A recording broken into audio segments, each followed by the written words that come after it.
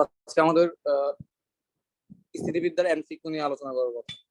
ঠিক আছে, আমরা মোটামুটি সবগুলা থিওরি এবং বোর্ড পরীক্ষা আসা প্রত্যেকটা প্রবলেম টাচ করার চেষ্টা করছি।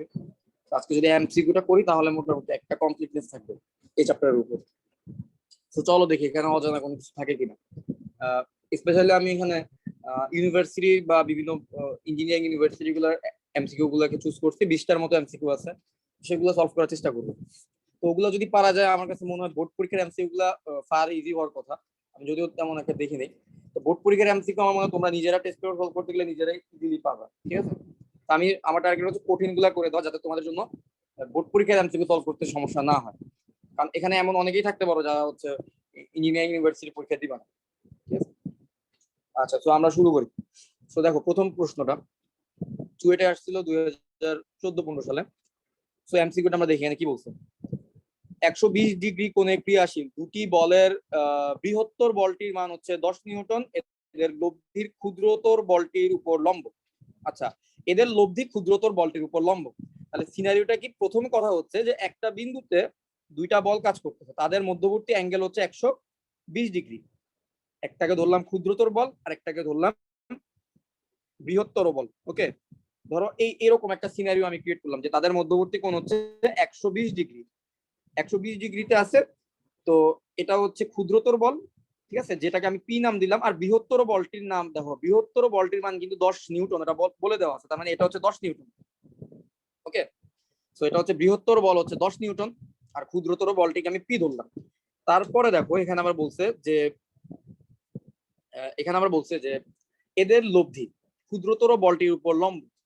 বলা হইতেছে যে এদের লব্ধি ক্ষুদ্রতর বলটির উপর লম্ব। তাহলে ক্ষুদ্রতর বল পি ধরছি, তাহলে পি এর উপর লম্ব, তাহলে পি এর উপর লম্ব দিতে হবে আমাদের এদের লব্ধিকে। তার মানে এইবার কিন্তু তোমরা আসলে আশা করি চিনতে পারছো এটা আমাদের থিওরির কোন পার্টটুকু। এটা কিন্তু আমাদের theta is equal to 90 degree বিষয়ক যে প্রবলেম গুলো ছিল না আমাদের ফার্স্ট চ্যাপ্টারের মধ্যে, ওই পার্ট থেকে এই এমসিকিউটা করা হয়েছে। ঠিক আছে, তাহলে এটা হচ্ছে কি তাদের লব্ধি। বলা হচ্ছে যে তাদের লব্ধির মান কত। ঠিক আছে, তাদের লব্ধি হচ্ছে এইটা। তো লব্ধির মান কত, তো আমরা কিভাবে করব। আচ্ছা, যদি theta is equal to 90 degree বিষয়ক প্রবলেম যখন থাকে তখন আমাদের দুইটা ফর্মুলা কি বলতে পারবো। একটা হচ্ছে লব্ধির ভ্যালু কত হয় সেই ফর্মুলাটা বলবো, আর একটা হচ্ছে লব্ধির কোণ কত হয় সেটা বলবো। এই দুইটা ফর্মুলা দেখে কে বলতে পারবো। যখন theta is equal to 90 degree বিষয়ক থাকে, হ্যাঁ বলো, r is equal to root over p square হবে। শিওর শিওর, বড় স্কয়ার মাইনাস ছোট স্কয়ার হয় না? হ্যাঁ, তার মানে r is equal to 10 square minus ছোট, যেহেতু পি বলটা যেহেতু ছোট, দেখো যার সাথে 90 ডিগ্রি করতেছে সেই ছোট বল হবে, ঠিক না? কারণ এর সাথে তো অনেক কম কোণ করছে, তাই না? তাহলে যেহেতু এই বলটা বড় তাই লব্ধির এই বলটার দিকে বেশি অংশ থাকবে আর কি। ঠিক আছে, আচ্ছা তার মানে এটা হবে ছোট R is equal to root over ছোট স্কয়ার মাইনাস বড় square, R is equal to 10 square minus P square. কিন্তু দেখো আমি কিন্তু আমার লব্ধির মান বের করা আর কিন্তু পাচ্ছি না, স্টিল আমি পি এর মান জানি না। তাহলে একটা কাজ করি, পি বের করার জন্য আর দেখি কি করা যায়। দেখো এখানে কিন্তু অ্যাঙ্গেল বলে দিচ্ছে যে দুইটা বলের মধ্যবর্তী অ্যাঙ্গেল হচ্ছে 120 ডিগ্রি। তাহলে একটা কাজ করা যেতে পারে, এই 120 ডিগ্রি এই ইনফরমেশনটাকে ব্যবহার করে আমরা পিটাকে বের করতে পারি। তোমাদের কি মনে আছে থিটাটা কত হয়? থিটাটা কত হয়? Theta is equal to 90 degree বিষয়ক অঙ্ক, না সরি, আলফাটা কত হয়? আলফা ইজ ইকুয়াল টু কি জানি, মাইনাস ছোট বাই বড়। আচ্ছা, alpha is equal to cos inverse minus ছোট বাই বড়। তাহলে মাইনাস ছোট বাই বড় যদি করি তাহলে মাইনাস পি ডিভাইডেড বাই বড় হচ্ছে 10। আচ্ছা এবার দেখো তো আলফার মান তো আমরা বলে দিয়েছে 120 ডিগ্রি, এই যে 120 ডিগ্রি কোণে ক্রিয়াশীল। আচ্ছা তাহলে আলফা ইজ ইকুয়াল টু যদি 120 ডিগ্রি হয় তাহলে cos ইনভার্সটাকে এই পাশে নিয়ে আসলে কি হবে, cos 120 degree is equal to minus p by 10। তাহলে cos 120 ডিগ্রি বাদ আমরা ক্যালকুলেটরে বসাইলে পাবো minus half is equal to minus 1/10 into P. তাহলে এইবার দেখো তো মাইনাস মাইনাস কেটে দিলাম, 10টাকে যদি এই পাশে নিয়ে আসি, হ্যাঁ তাহলে 2 দিয়ে কাটলে 5। তাহলে দেখো তো পি ইজ ইকুয়াল টু আমরা পাচ্ছি 5। তাহলে পি ইজ ইকুয়াল টু হচ্ছে 5। তাহলে পি ইজ ইকুয়াল টু 5 পেয়ে গেলাম। এইবার আমাকে বলছিল লব্ধি বের করতে আর, তাহলে আর ইজ ইকুয়াল টু কত হবে, root over 10 square minus 5 square. 10 square মানে 100, 5 স্কয়ার মানে 25, মানে রুট ওভার 75। কারেক্ট হইলো কিনা বুঝতেছি না। রুট ওভার 75 ক্যালকুলেটর বসালে কত আসে এটা একটু দেখা দরকার। √75 5√3 নিউটন আছে কোন অপশনের মধ্যে আছে? দেখো খ নম্বর অপশনটা হবে আমাদের অ্যান্সার। ঠিক আছে, এটা হচ্ছে ইঞ্জিনিয়ারিং ইউনিভার্সিটি একটা কোশ্চেন ছিল, তাই এমসিকিউটাই 2 স্টেপে করা লাগতেছে আমাদের, কারণ ইঞ্জিনিয়ারিং ইউনিভার্সিটি কোশ্চেনে এমসিকিউ গুলোর মার্কস একটু বেশি থাকে। ঠিক আছে, ভার্সিটি যেমন 1 মার্কস করে থাকে ওরকম। সো আশা করি এই প্রবলেমটা তোমরা বুঝতে পারছো, কারণ এই টাইপের প্রবলেম আমরা করে আসছি না, রিটেনে আমরা প্রবলেম গুলো করছি, তাহলে আমরা এমসিকিউ গুলো ইনশাআল্লাহ পারবো। তাহলে আমরা এই প্রবলেমটা মুছলাম। ঠিক আছে, মুছি না, এটাকে একটু নিচে নেই।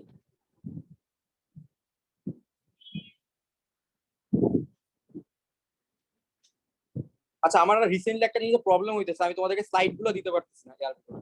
কারণ হচ্ছে আমি তো তোমাদেরকে মেসেঞ্জারে দিই সাধারণত, মেসেঞ্জারে একটা লিমিট আছে, মেসেঞ্জার হচ্ছে 25 এমবির বেশি কোনো কিছু পাঠানো যায় না।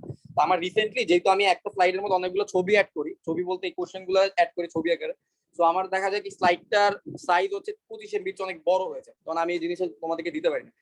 তো আমি একটা কাজ করতে পারি, সেটা হচ্ছে আমি আরিফকে টেলিগ্রামে বা হোয়াটসঅ্যাপে দিয়ে দিব, ও আরিফ থেকে তোমরা কালেক্ট করে নিতে পারবো। ঠিক আছে, অথবা তোমাদের কারো যদি দরকার হয় ইমার্জেন্সি, তাহলে আমাকে ওইভাবে মেসেজ করে আমি অন্য কোনো মিডিয়ামে পাঠানোর চেষ্টা করবো। ঠিক আছে, আচ্ছা সো আসো পরের কোশ্চেনটা দেখি। আচ্ছা ভাইয়া, 12 আপনি নম্বর যদি কোশ্চেন। ড্রাইভে মানে করেন, আপ দিয়ে দেন এবং পরবর্তীতে আমাদেরকে লিংক দিয়ে দেন, তাও তো হয়।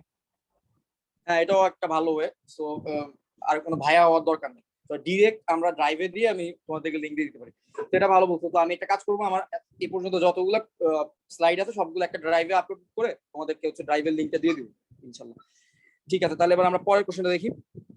পরের কোশ্চেনটা দেখো কি বলছে, যে পি এবং 2p সমবিন্দু দুটি বলের প্রথমটিকে দ্বিগুণ করলে দ্বিতীয়টির সাথে 8 একক বৃদ্ধি করলে এদের লব্ধির দিক অপরিবর্তিত থাকে। আচ্ছা, একটা কাজ করি, প্রথমে একটা বিন্দুতে পি বল কাজ করছে, আরেকটা বিন্দুতে হচ্ছে ওই সেম বিন্দুতে হচ্ছে আবার আরেকটা বল হচ্ছে 2p বল কাজ করছে, এই দিকে হচ্ছে পি, এদিকে হচ্ছে 2p। ঠিক আছে, এরপর কি বলছে, পি বলটাকে দ্বিগুণ করলে, তাহলে পিটাকে, আচ্ছা দেখো তাদের মধ্যবর্তী কোণ কত, আলফা, তাহলে মধ্যবর্তী কোণ হচ্ছে আলফা। আচ্ছা, এরপর বলছে কি এই টাইপের প্রবলেম করছি, সো এরপর বলছে কি প্রথমটিকে যদি দ্বিগুণ করি, তাহলে পিটাকে দ্বিগুণ করলাম, 2p বানাই দিলাম। ঠিক আছে, পিটাকে দ্বিগুণ করে এবার হচ্ছে 2p। এবার বলছে কি দ্বিতীয়টির সাথে 8 একক, তাহলে দ্বিতীয়টিকে আমি 2p ছিল আগে, সেটাকে আমি বাড়ায় হচ্ছে 2p + 8 করলাম, 2p + 8 করলাম। ওকে, এটা যদি করিও স্টিল তাদের লব্ধির দিক অপরিবর্তিত থাকে, তার মানে লব্ধি আগে আলফা ছিল, দুইটা বলের মধ্যবর্তী, আচ্ছা লব্ধির দিক অপরিবর্তিত থাকে। আচ্ছা, একটু ভুল হয়ে গেছে। আচ্ছা, লব্ধির দিক অপরিবর্তিত থাকা তো সেমই তো বুঝাইতেছে। হ্যাঁ হ্যাঁ, ঠিক আছে, আমি একটা সামন্তরিক আঁকি, দেখো সিমিলার কথাই বুঝাইতেছে এখানে। হ্যাঁ দেখো, প্রথমে লব্ধি ছিল এই বরাবর, ঠিক আছে, পরে যখন আমি জিনিসটাকে বাড়াইলাম, ঠিক আছে, তখনও দেখো আমার লব্ধিটা এই বরাবরই আছে। এই হচ্ছে গিয়ে সিনারিওটা, মানে আমি আমার প্রথমে বল ছিল পি আর 2p, আমি 2pটাকে 2p + 8 করলাম, হ্যাঁ, আর এটাকে করলাম হচ্ছে গিয়ে p কে করলাম 2p, আর 2pটাকে করলাম 2p + 8। ওকে, স্টিল আমার কি হইলো, লব্ধির দিক অপরিবর্তিতই আছে। তো বলতেছে যে p এর ভ্যালু কত। তো এটা আমরা কিভাবে করতাম নিশ্চয়ই তোমাদের মনে আছে, এইটা হচ্ছে গিয়ে p আর এইটা হচ্ছে গিয়ে 2p, আর বড় ত্রিভুজের ক্ষেত্রে এটা হচ্ছে 2p + 8, এটা হচ্ছে গিয়ে 2p। ঠিক আছে, তাহলে আমরা জানি কিভাবে করতাম, কার মনে আছে বলো তো, এটা আমরা কোন কনসেপ্ট দিয়ে করতাম এই ধরনের প্রবলেম? লব্ধির দিক মানে অপরিবর্তিত থাকলে p/2p অনুপাত সমান হবে। এক্স্যাক্টলি, আমরা হচ্ছে সদৃশকোণী ত্রিভুজের অনুপাত সমান হইলে সেটা সেই কনসেপ্ট দিয়ে করতাম। দেখো তো এই আমি দুইটা ত্রিভুজের রিজিয়ন মার্ক করি, ইয়েলো, আর একটা ধরো ধরো এইটা। দেখো তো এই বড় ত্রিভুজ আর এই ত্রিভুজ দুইটাই হচ্ছে কি সদৃশকোণী ত্রিভুজ। ঠিক আছে, ছোটটার বড়টা সদৃশকোণী, তার মানে হচ্ছে এই দুইটা ত্রিভুজের প্রত্যেকটা কোণ অ্যাঙ্গেল গুলো সমান, প্রত্যেকটা অ্যাঙ্গেলই হচ্ছে সমান। সদৃশকোণী ত্রিভুজ হলে বিপরীত বাহুগুলোর অনুপাত সমান হবে। তাহলে এইটা যদি হয় এই ত্রিভুজের এই বাহুটা, এটা আর এই ত্রিভুজের এই বাহুটা সিমিলার টাইপের বাহু, তাদের অনুপাত 2p / 2p + 8 যা হবে, আর p / এই বাহু আর এই বাহু 2p / 2p, এরা তাই হবে, সেম অনুপাত হবে। তাহলে p কাটলাম, এই 2টা যদি মাল্টিপ্লাই করি এই পাশে, তাহলে 2 × 2p মানে হচ্ছে 4p = 2p + 8।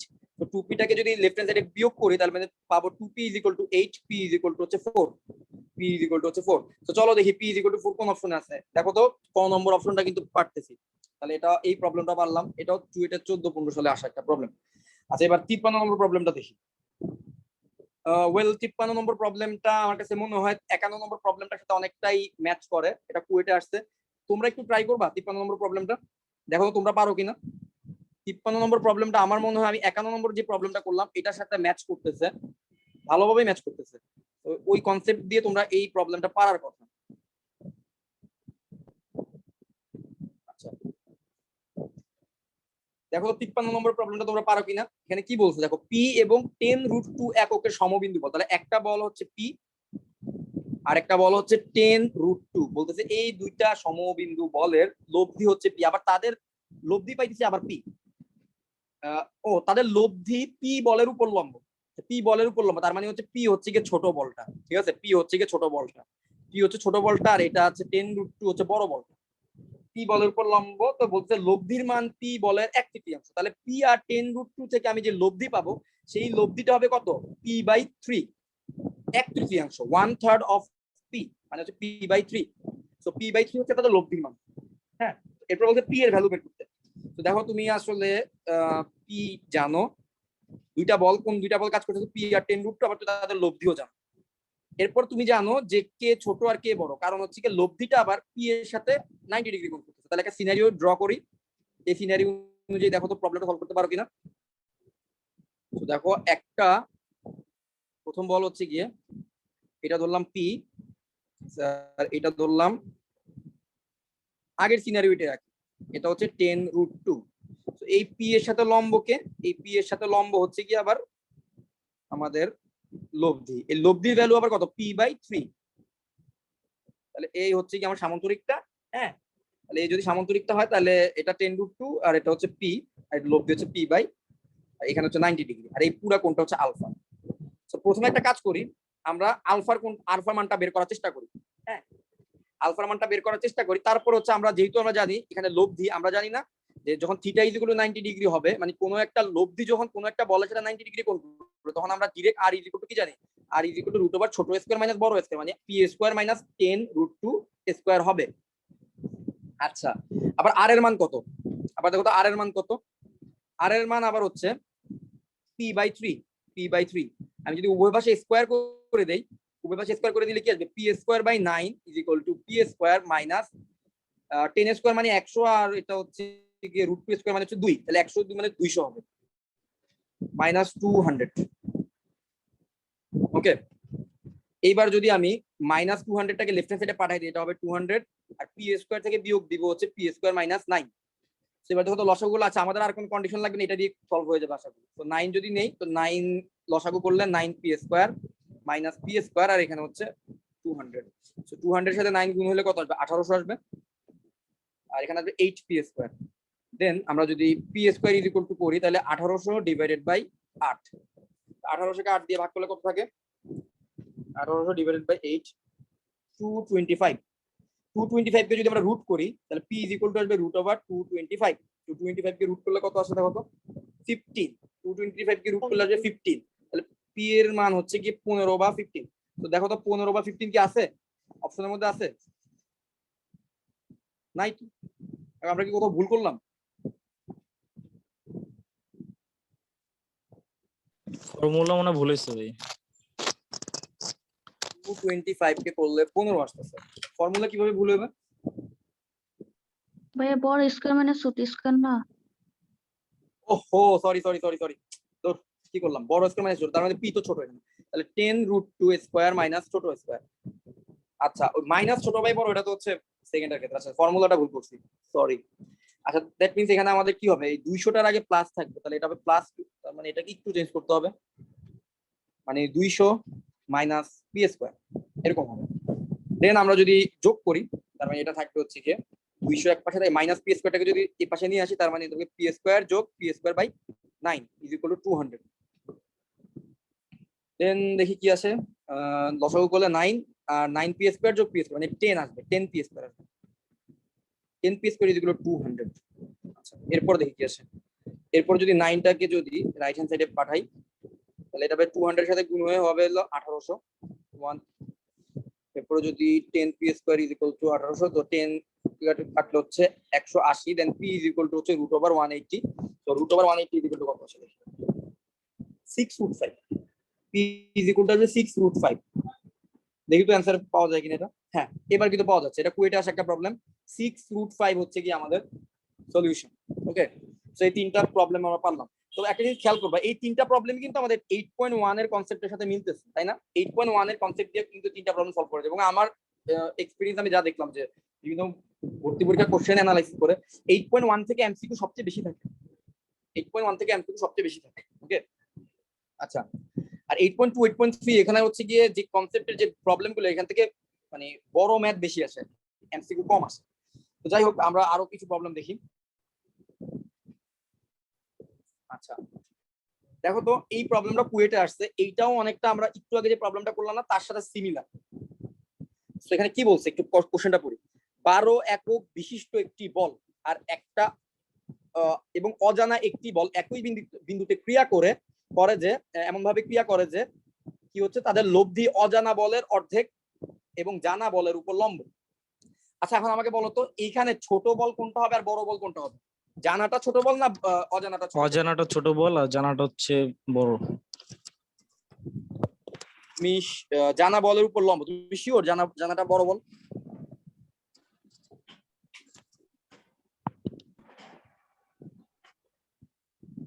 এনিওয়ান, তোমাদের কি তাই মনে হয়? যেমন ধরো অজানাটা বড় হবে। অজানা বলটির মান কত? এক্স্যাক্টলি অজানাটা বড় হবে। দেখো, একটা হচ্ছে জানা বল হচ্ছে 12। এখন কি বলছে দেখো তো, জানা বলের উপর লম্ব। আচ্ছা, যার উপর লম্ব হয় সে কি কোনো বড় বল হইতে পারে? পারবে না তো। জানা বলের উপর হচ্ছে আমার লব্ধিটা, আর হচ্ছে জানা বলের উপর লম্ব। আর অজানা বলটির মান নির্ণয় করতে বলছে, যেখানে তার মানে অজানা বলটি হচ্ছে এমন কোন এক জায়গায় থাকবে যার কারণে হচ্ছে অজানা আর জানা বল। তো অজানা বলটাকে ধরলাম আমরা পি নাম দিলাম। এই পি আর 12 হচ্ছে জানা বল, তাদের এই লব্ধিটা এই মাঝখানে কোনো এক দিক দিয়ে গেল, এমন ভাবে গেল যাতে এই লব্ধিটা আবার এই জানা বল হচ্ছে 12 এর সাথে লম্ব হয়। তাহলে এইটাই ছিল কোশ্চেনের স্টেটমেন্ট। আমার মনে হয় প্রশ্নটা তোমরা পারবা। দেখো, আমি জাস্ট সিনারিওটা তোমাদের বুঝিয়ে দিচ্ছি। তাদের লব্ধি অজানা বলের অর্ধেক। আচ্ছা, আবার একটা জিনিস বলা হয়েছে, লব্ধি হচ্ছে অজানা বলের অর্ধেক। তাহলে লব্ধির মান কত হবে বলতো? লব্ধির মান কত হবে? p/2। এক্স্যাক্টলি p/2 হবে আমাদের লব্ধির মান। তাহলে p/2 জানলাম। আচ্ছা, এবার মনে হয় আর করে দেওয়ার কোনো দরকার নেই। আগের প্রবলেমটা দিকে একটু তাকাও। আগের প্রবলেমটা কিন্তু সিমিলারই ছিল না? দেখো তো, সিমিলারই ছিল। p/3 ছিল, তখন তার লব্ধির মান ছিল p/3, আর এখানে হচ্ছে তার লব্ধির মান হচ্ছে p/2। বাট বাকি সবই কিন্তু তুমি জানো, ঠিক না? তাহলে তুমি যদি লব্ধি জানো, সব জানো, তাহলে মানে এখন কি হবে? আমরা জানি লব্ধি স্কয়ার, লব্ধি হচ্ছে p/2 square is equal two ছোট বড় স্কয়ার মাইনাস ছোট স্কয়ার। আমরা ভুল করতেছি। তো বড় হচ্ছে p স্কয়ার মাইনাস 12 স্কয়ার। দেন তুমি আবার কি করবা? এটা আবার ভুল করলাম।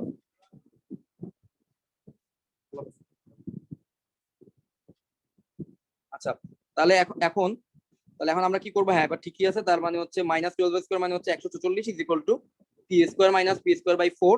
সেখান থেকে লসাগু করবো, এখান থেকে পি এর মান কিন্তু বের হয়ে যাবে, তাই না? তো লসাগু করলে কত আসে দেখি তো। লসাগু করলে 4 p square minus P square 144, then 4 into 144 কত আসবে? 4 into 144 576 is equal to 3 p square.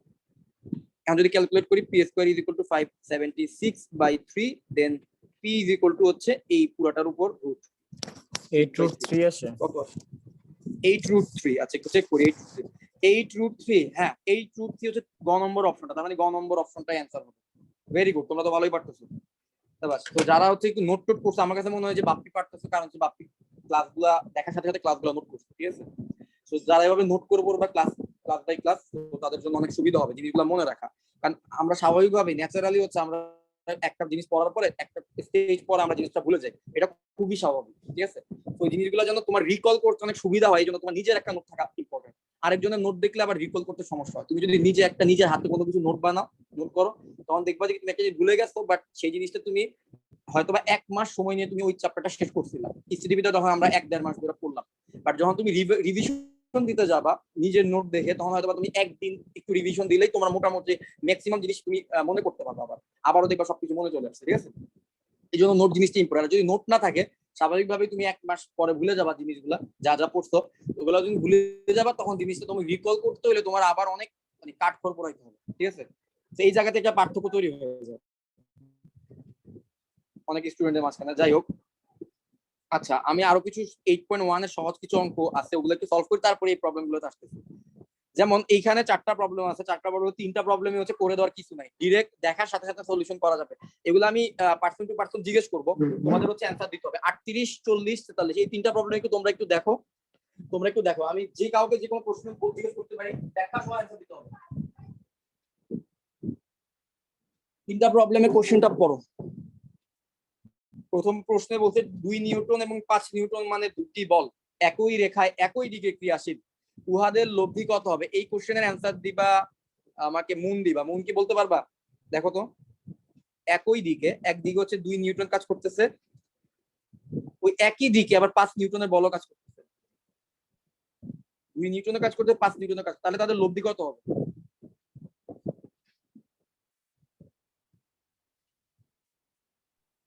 7 Newton.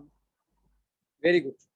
কারণ যখন একই দিকে থাকে, ভেক্টর হচ্ছে এমন একটা জিনিস যে ধরো আমরা স্কেলার যখন আমরা আমাদের রিয়েল লাইফের ইয়াতে যোগ বিয়োগ করি, 2 আর 2 যোগ করলে 4 হয়। ভেক্টরের ক্ষেত্রে তুমি এটা বলতে পারবে না কোনো 2 আর 2 যোগ করলে 4 হবে। ভেক্টরের ক্ষেত্রে 2 আর 2 যোগ করলে তখনই 4 হবে যখন তাদের ডিরেকশন একই থাকবে। ডিরেকশন একই থাকার মানে হচ্ছে তাদের মধ্যে 0 ডিগ্রি কোণ থাকবে। একই দিকে যদি হয় তখন 2 আর 2 ভেক্টর আর 2 ভেক্টরকে যোগ করলে, বা 2 নিউটন আর 2 নিউটনকে যোগ করলে 4 নিউটন বলতে পারবে। বাট যদি তাদের মাঝখানে কোণ হইতো 180 ডিগ্রি, তখন কিন্তু হয়তো কি একটা 2 নিউটন এদিকে দিচ্ছে আর একটা 2 নিউটন এদিকে দিচ্ছে, তখন কিন্তু তাদের লব্ধির ভ্যালু হয়ে যেত 0। 2 আর 2 কে যোগ করলে তুমি 0 পাইতে পারো, ভেক্টরের ক্ষেত্রে এটা সম্ভব। আবার 2 আর 2 কে যোগ করলে তুমি 2 আর 2 এর মাঝখানে 2 আর 4 এর মাঝখানে যে কোনো কিছু কিন্তু তুমি পাইতে পারো, তাই না? যদি তাদের মাঝখানে কোন 180 ডিগ্রি না হয় 90 ডিগ্রি হইতো, তখন তুমি আবার আরেক ধরনের ভ্যালু পাইতা। যে কোনো ভ্যালু কিন্তু পাওয়া সম্ভব ভেক্টরের ক্ষেত্রে। তার মানে এইখানে অ্যান্সার হবে কত? আমাদের 7 নিউটন হবে আমাদের অ্যান্সার। দেখি অপশনের মধ্যে আছে কিনা। এটা ঢাকা বিশ্ববিদ্যালয় 17-18 আসছে, বুঝতেই পারতো যে ঢাকা বিশ্ববিদ্যালয় কোশ্চেনগুলো কম্পারেটিভলি অনেক ইজি হয়। তার মানে এই প্রশ্নের এই 38 নম্বরের অ্যান্সার হবে এই ক নম্বরটা। ঠিক আছে, যে বাপ্পি আমাকে বলবা, যেহেতু তুমি ক্লাসগুলো রেগুলার করছো, এইটা তোমাদের এই কোশ্চেনটা 40 নম্বর যে কোশ্চেনটা, এটা তোমাদের সলভ করে দেওয়ার কিছু নাই, এবং এটা তোমরা কোনোভাবে এমসিকিউর মধ্যে সলভ করার সুযোগও পাবা না, কারণ এটা একটা রিটেনের প্রবলেম। রিটেনে আসা একটা বড় প্রবলেম এটা, ঠিক আছে? রিটেনে আসা একটা বড় প্রবলেম, সেটা হচ্ছে যে লম্ব বিন্দুতে 3টা বল কাজ করতেছে, ঠিক আছে? বিপরীত বাহুর উপর লম্ব বিন্দুতে 3টা বল কাজ করতেছে, যেমন P/Q/R। P/Q/R যদি হয় এবং তারা যদি সাম্যাবস্থা ক্রিয়েট করে, তখন বিপরীত বাহুগুলোর অনুপাত কত হয়? অঙ্ক তো করছিলা, অঙ্কের কনসেপ্ট দেখে বলো, মুখস্থ আছে বা মনে আছে কত হয় এটা? এটা যদি মনে না থাকে তাহলে এটা কিন্তু বের করা খুব ফার্স্ট সেট হবে ভাই। বাকিদের কি মনে হয়? হ্যাঁ, প্রথমটা হবে। এক্স্যাক্টলি, আমাদের কিন্তু একটা প্রবলেম ছিল, ওই প্রবলেম অনুযায়ী আমরা বলতে পারি এক্স্যাক্টলি এটা কিন্তু প্রথমটাই হবে। সো আচ্ছা আমাকে দেখো এই দেখো কুয়েটে 17-18তে আসছে, এই প্রবলেমটা কি তোমরা কি এটা কি করা সম্ভব? এটা থেকে রিটেন আসা একটা প্রবলেম, ঠিক না? তো রিটেন আসা প্রবলেম কিন্তু বোর্ড পরীক্ষা আসে কিন্তু অল্প কয়টা প্রবলেমই আছে, ঠিক আছে? সো এগুলো একটু স্টেটমেন্ট গুলো তোমরা মনে রাখার চেষ্টা করো। লম্ব বিন্দুগামী হইলে জানি কি কি হয়, ভর কেন্দ্রগামী হইলে কি কি হয়, মনে রাখার চেষ্টা করো। কারণ দেখো এই প্রবলেমটা আসছে, মানে এটা আমরা ডিরেক্ট, আমাদের কিছু ভাবার দরকার নেই, ডিরেক্ট আমরা বলবো ক নম্বরটা হবে এটা অ্যানসার, ঠিক আছে? আচ্ছা ঠিক আছে, শেষ। এবার দেখো 43 নম্বর প্রবলেমটা চট্টগ্রাম বিশ্ববিদ্যালয়ের শাহজালাল সাস্টে আসছে। এই প্রবলেমটা আমরা একটু দেখি। পি এবং কিউ মানের দুটি বল আলফা কোণে ক্রিয়ারত, হ্যাঁ? পি এবং কিউ মানের দুটি বল আলফা কোণে ক্রিয়ারত, তাদের লব্ধি হচ্ছে আর। আর যদি সর্বোচ্চ হয়, আর হচ্ছে লব্ধির সর্বোচ্চ মান। আচ্ছা আসিয়া বলো, আর যদি লব্ধির সর্বোচ্চ মান হয় তাহলে আলফাকে কত ডিগ্রি হইতে হবে? হ্যাঁ, 0 ডিগ্রি হইতে হবে। এক্স্যাক্টলি, আলফা যদি 0 ডিগ্রি হয় তখনই কেবলমাত্র তখনই আর হচ্ছে সর্বোচ্চ হইতে পারবে। তবে এই 3টা কোশ্চেন করতে আমাদের সময় লাগবে না মোটেই, ঠিক আছে? তো এই টাইপের প্রবলেমগুলো ইউনিভার্সিটিতে থাকে। সো ইউনিভার্সিটি তাদের জন্য স্থিতিবিদ্যা কিন্তু অনেক সহজ। তাদের জন্য স্থিতিবিদ্যার এই মজার প্রবলেমগুলো আছে যেগুলো সলভ করতে খুব মজা লাগে। আর যারা একটু রিটেনের প্রিপারেশন নিবে বা ইঞ্জিনিয়ারিং এর জন্য নিবে, তাদের জন্য কিন্তু রিটেন গুলো প্র্যাকটিস করা লাগবে। তো যেটা আবার একটু প্র্যাকটিস না রাখলে মনে রাখা কঠিন, ঠিক আছে? বাট এমনিতে ভার্সিটির জন্য চিন্তা করলে স্থিতিবিদ্যা চ্যাপ্টারটা সহজ। যাই হোক, সো এবার আমরা দেখি 42 নম্বর কোশ্চেন। 42 নম্বর কোশ্চেনটা দেখো, বুয়েটে আসছে 5-6 সালে, রাজশাহী বিশ্ববিদ্যালয় আসছে 17-18 সালে। এখানে কি বলছে? 5, 7 আর 8 নিউটন এই 3টা বল প্রয় একটি বস্তুর উপর ক্রিয়া করলে ভারসাম্য সৃষ্টি হয়। 8 নিউটন ও 5 নিউটনের মধ্যবর্তী কোণ কত? ব্যাপারটা দেখো, একটা বিন্দুর উপর 3টা বল কাজ করতেছে। একটা হচ্ছে 5 নিউটন একদিকে, আরেক দিকে কাজ করতেছে কত? 7 নিউটন। আরেক দিকে ধর 7 নিউটন কাজ করতেছে, আরেক দিকে কাজ করতেছে কত? এই যে 8 নিউটন। এই 3টা বল 3 দিকে কাজ করতেছে। কাজ করার কারণে এই বিন্দুটা বা এই বস্তুটার কোনো দিকেই মুভমেন্ট হচ্ছে না, মানে 3টা 3 দিকে এমন ভাবে কাজ করতেছে যেখানে সাম্যাবস্থা তৈরি হয়েছে বা ভারসাম্য তৈরি হয়েছে। বলা হয়েছে যে 8 নিউটন আর 5 নিউটনের মধ্যবর্তী কোণ কত। 8 নিউটন আর 5 নিউটনের মধ্যবর্তী কোণকে ধরলাম আলফা। বলতেছে যে এই কোণটা কত। তো তোমাদের কারো কি মনে আছে যে আমাদের ভারসাম্যের একটা শর্ত ছিল? ভারসাম্যের একটা শর্ত ছিল, শর্তটা বলতে পারবা?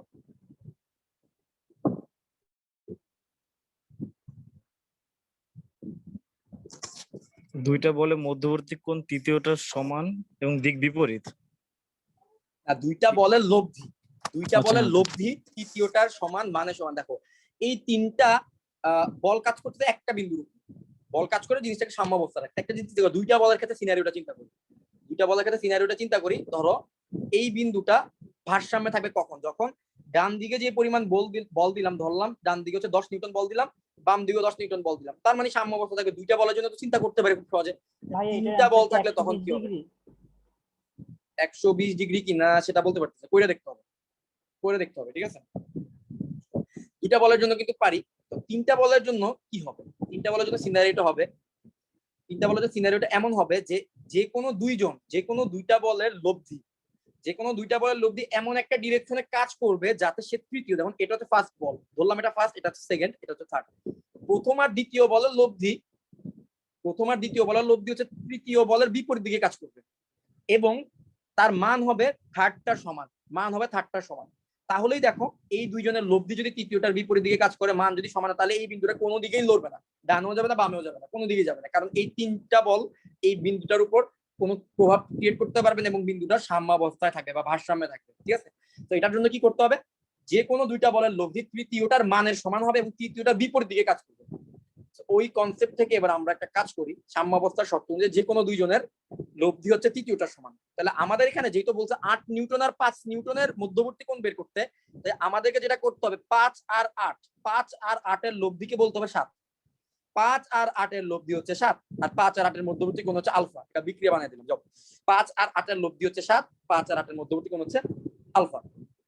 এটা হবেই যেহেতু এই বিন্দুটা ভারসাম্যে আছে, যে কোনো দুইজনের লব্ধি তৃতীয় জনের সমান হবে এবং তো দিক হবে বিপরীত। তার মানে এখন আমাদের ফর্মুলা হবে 7 হচ্ছে কি এখন আমাদের লব্ধি। তাহলে আমরা জানি কি আর স্কয়ার বা লব্ধি স্কয়ার ইজ ইকুয়াল টু কি পি স্কয়ার যোগ কি স্কয়ার ইনটু যোগ 2p ইনটু cos আলফা। তার মানে 5 স্কয়ার যোগ 8 স্কয়ার যোগ 2 into 5 into 8 into cos of alpha.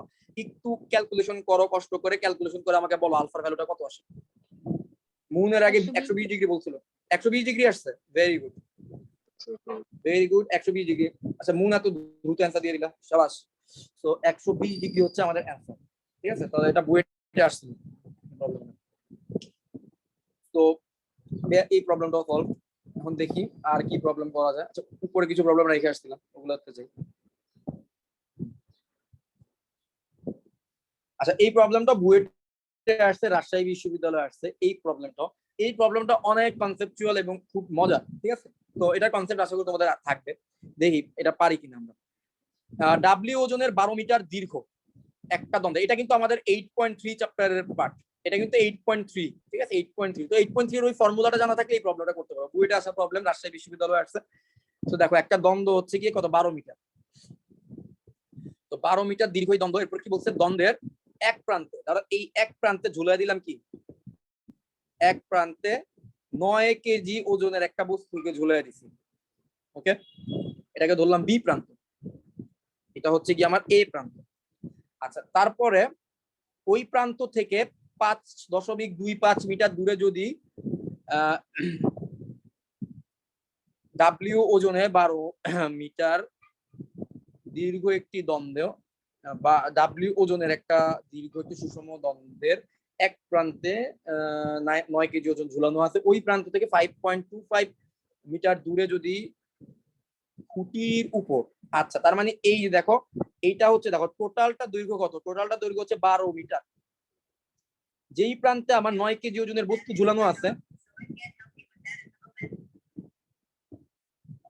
যেই প্রান্তে আমার 9 কেজি ওজনের বস্তু ঝুলানো আছে, ওই প্রান্ত থেকে 5.25 মিটার দূরে, এই প্রান্ত থেকে 5.25 মিটার দূরে ধরলাম এই জায়গা, এটাকে সি জায়গা ধরলাম।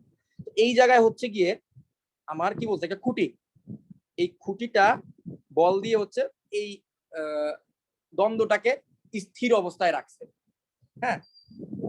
তাহলে এখন বলা হচ্ছে যে আণবিকভাবে স্থির অবস্থায়, তাহলে ডাব্লিউ ইজ ইকুয়াল টু কত? আচ্ছা প্রথমে আমাকে বলো ডাব্লিউ হচ্ছে দ্বন্দ্বের ওজন, ডাব্লিউ হচ্ছে দ্বন্দ্বের ওজন। আচ্ছা বলো তো এই দ্বন্দ্বটা সুষম দ্বন্দ্ব, এই দ্বন্দ্বের হচ্ছে ওজনটা ঠিক কোন বিন্দুতে কাজ করবে? 12 মিটার দৈর্ঘ্যের এই দ্বন্দ্বের ওজনটা ঠিক কোন বিন্দুতে কাজ করবে? সি বিন্দুতে। এটা তুমি শিওর সি বিন্দুতে? না ভাইয়া। এটা হচ্ছে 6 মিটার। আমি তোমাদের বলি মধ্যবিন্দুতে। Very good.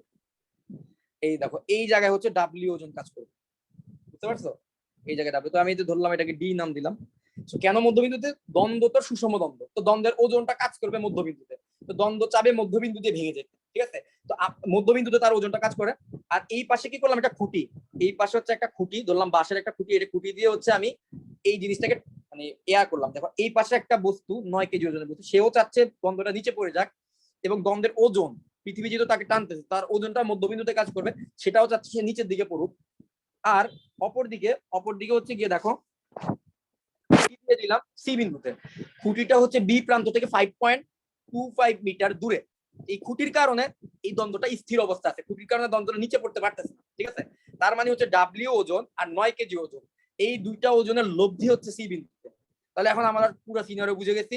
এইবার আমাকে আসিয়া বলো, এবার আমরা ফর্মুলাটা কি লিখবো?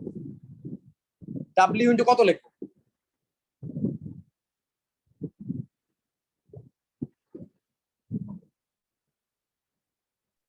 ভাইয়া বিটি।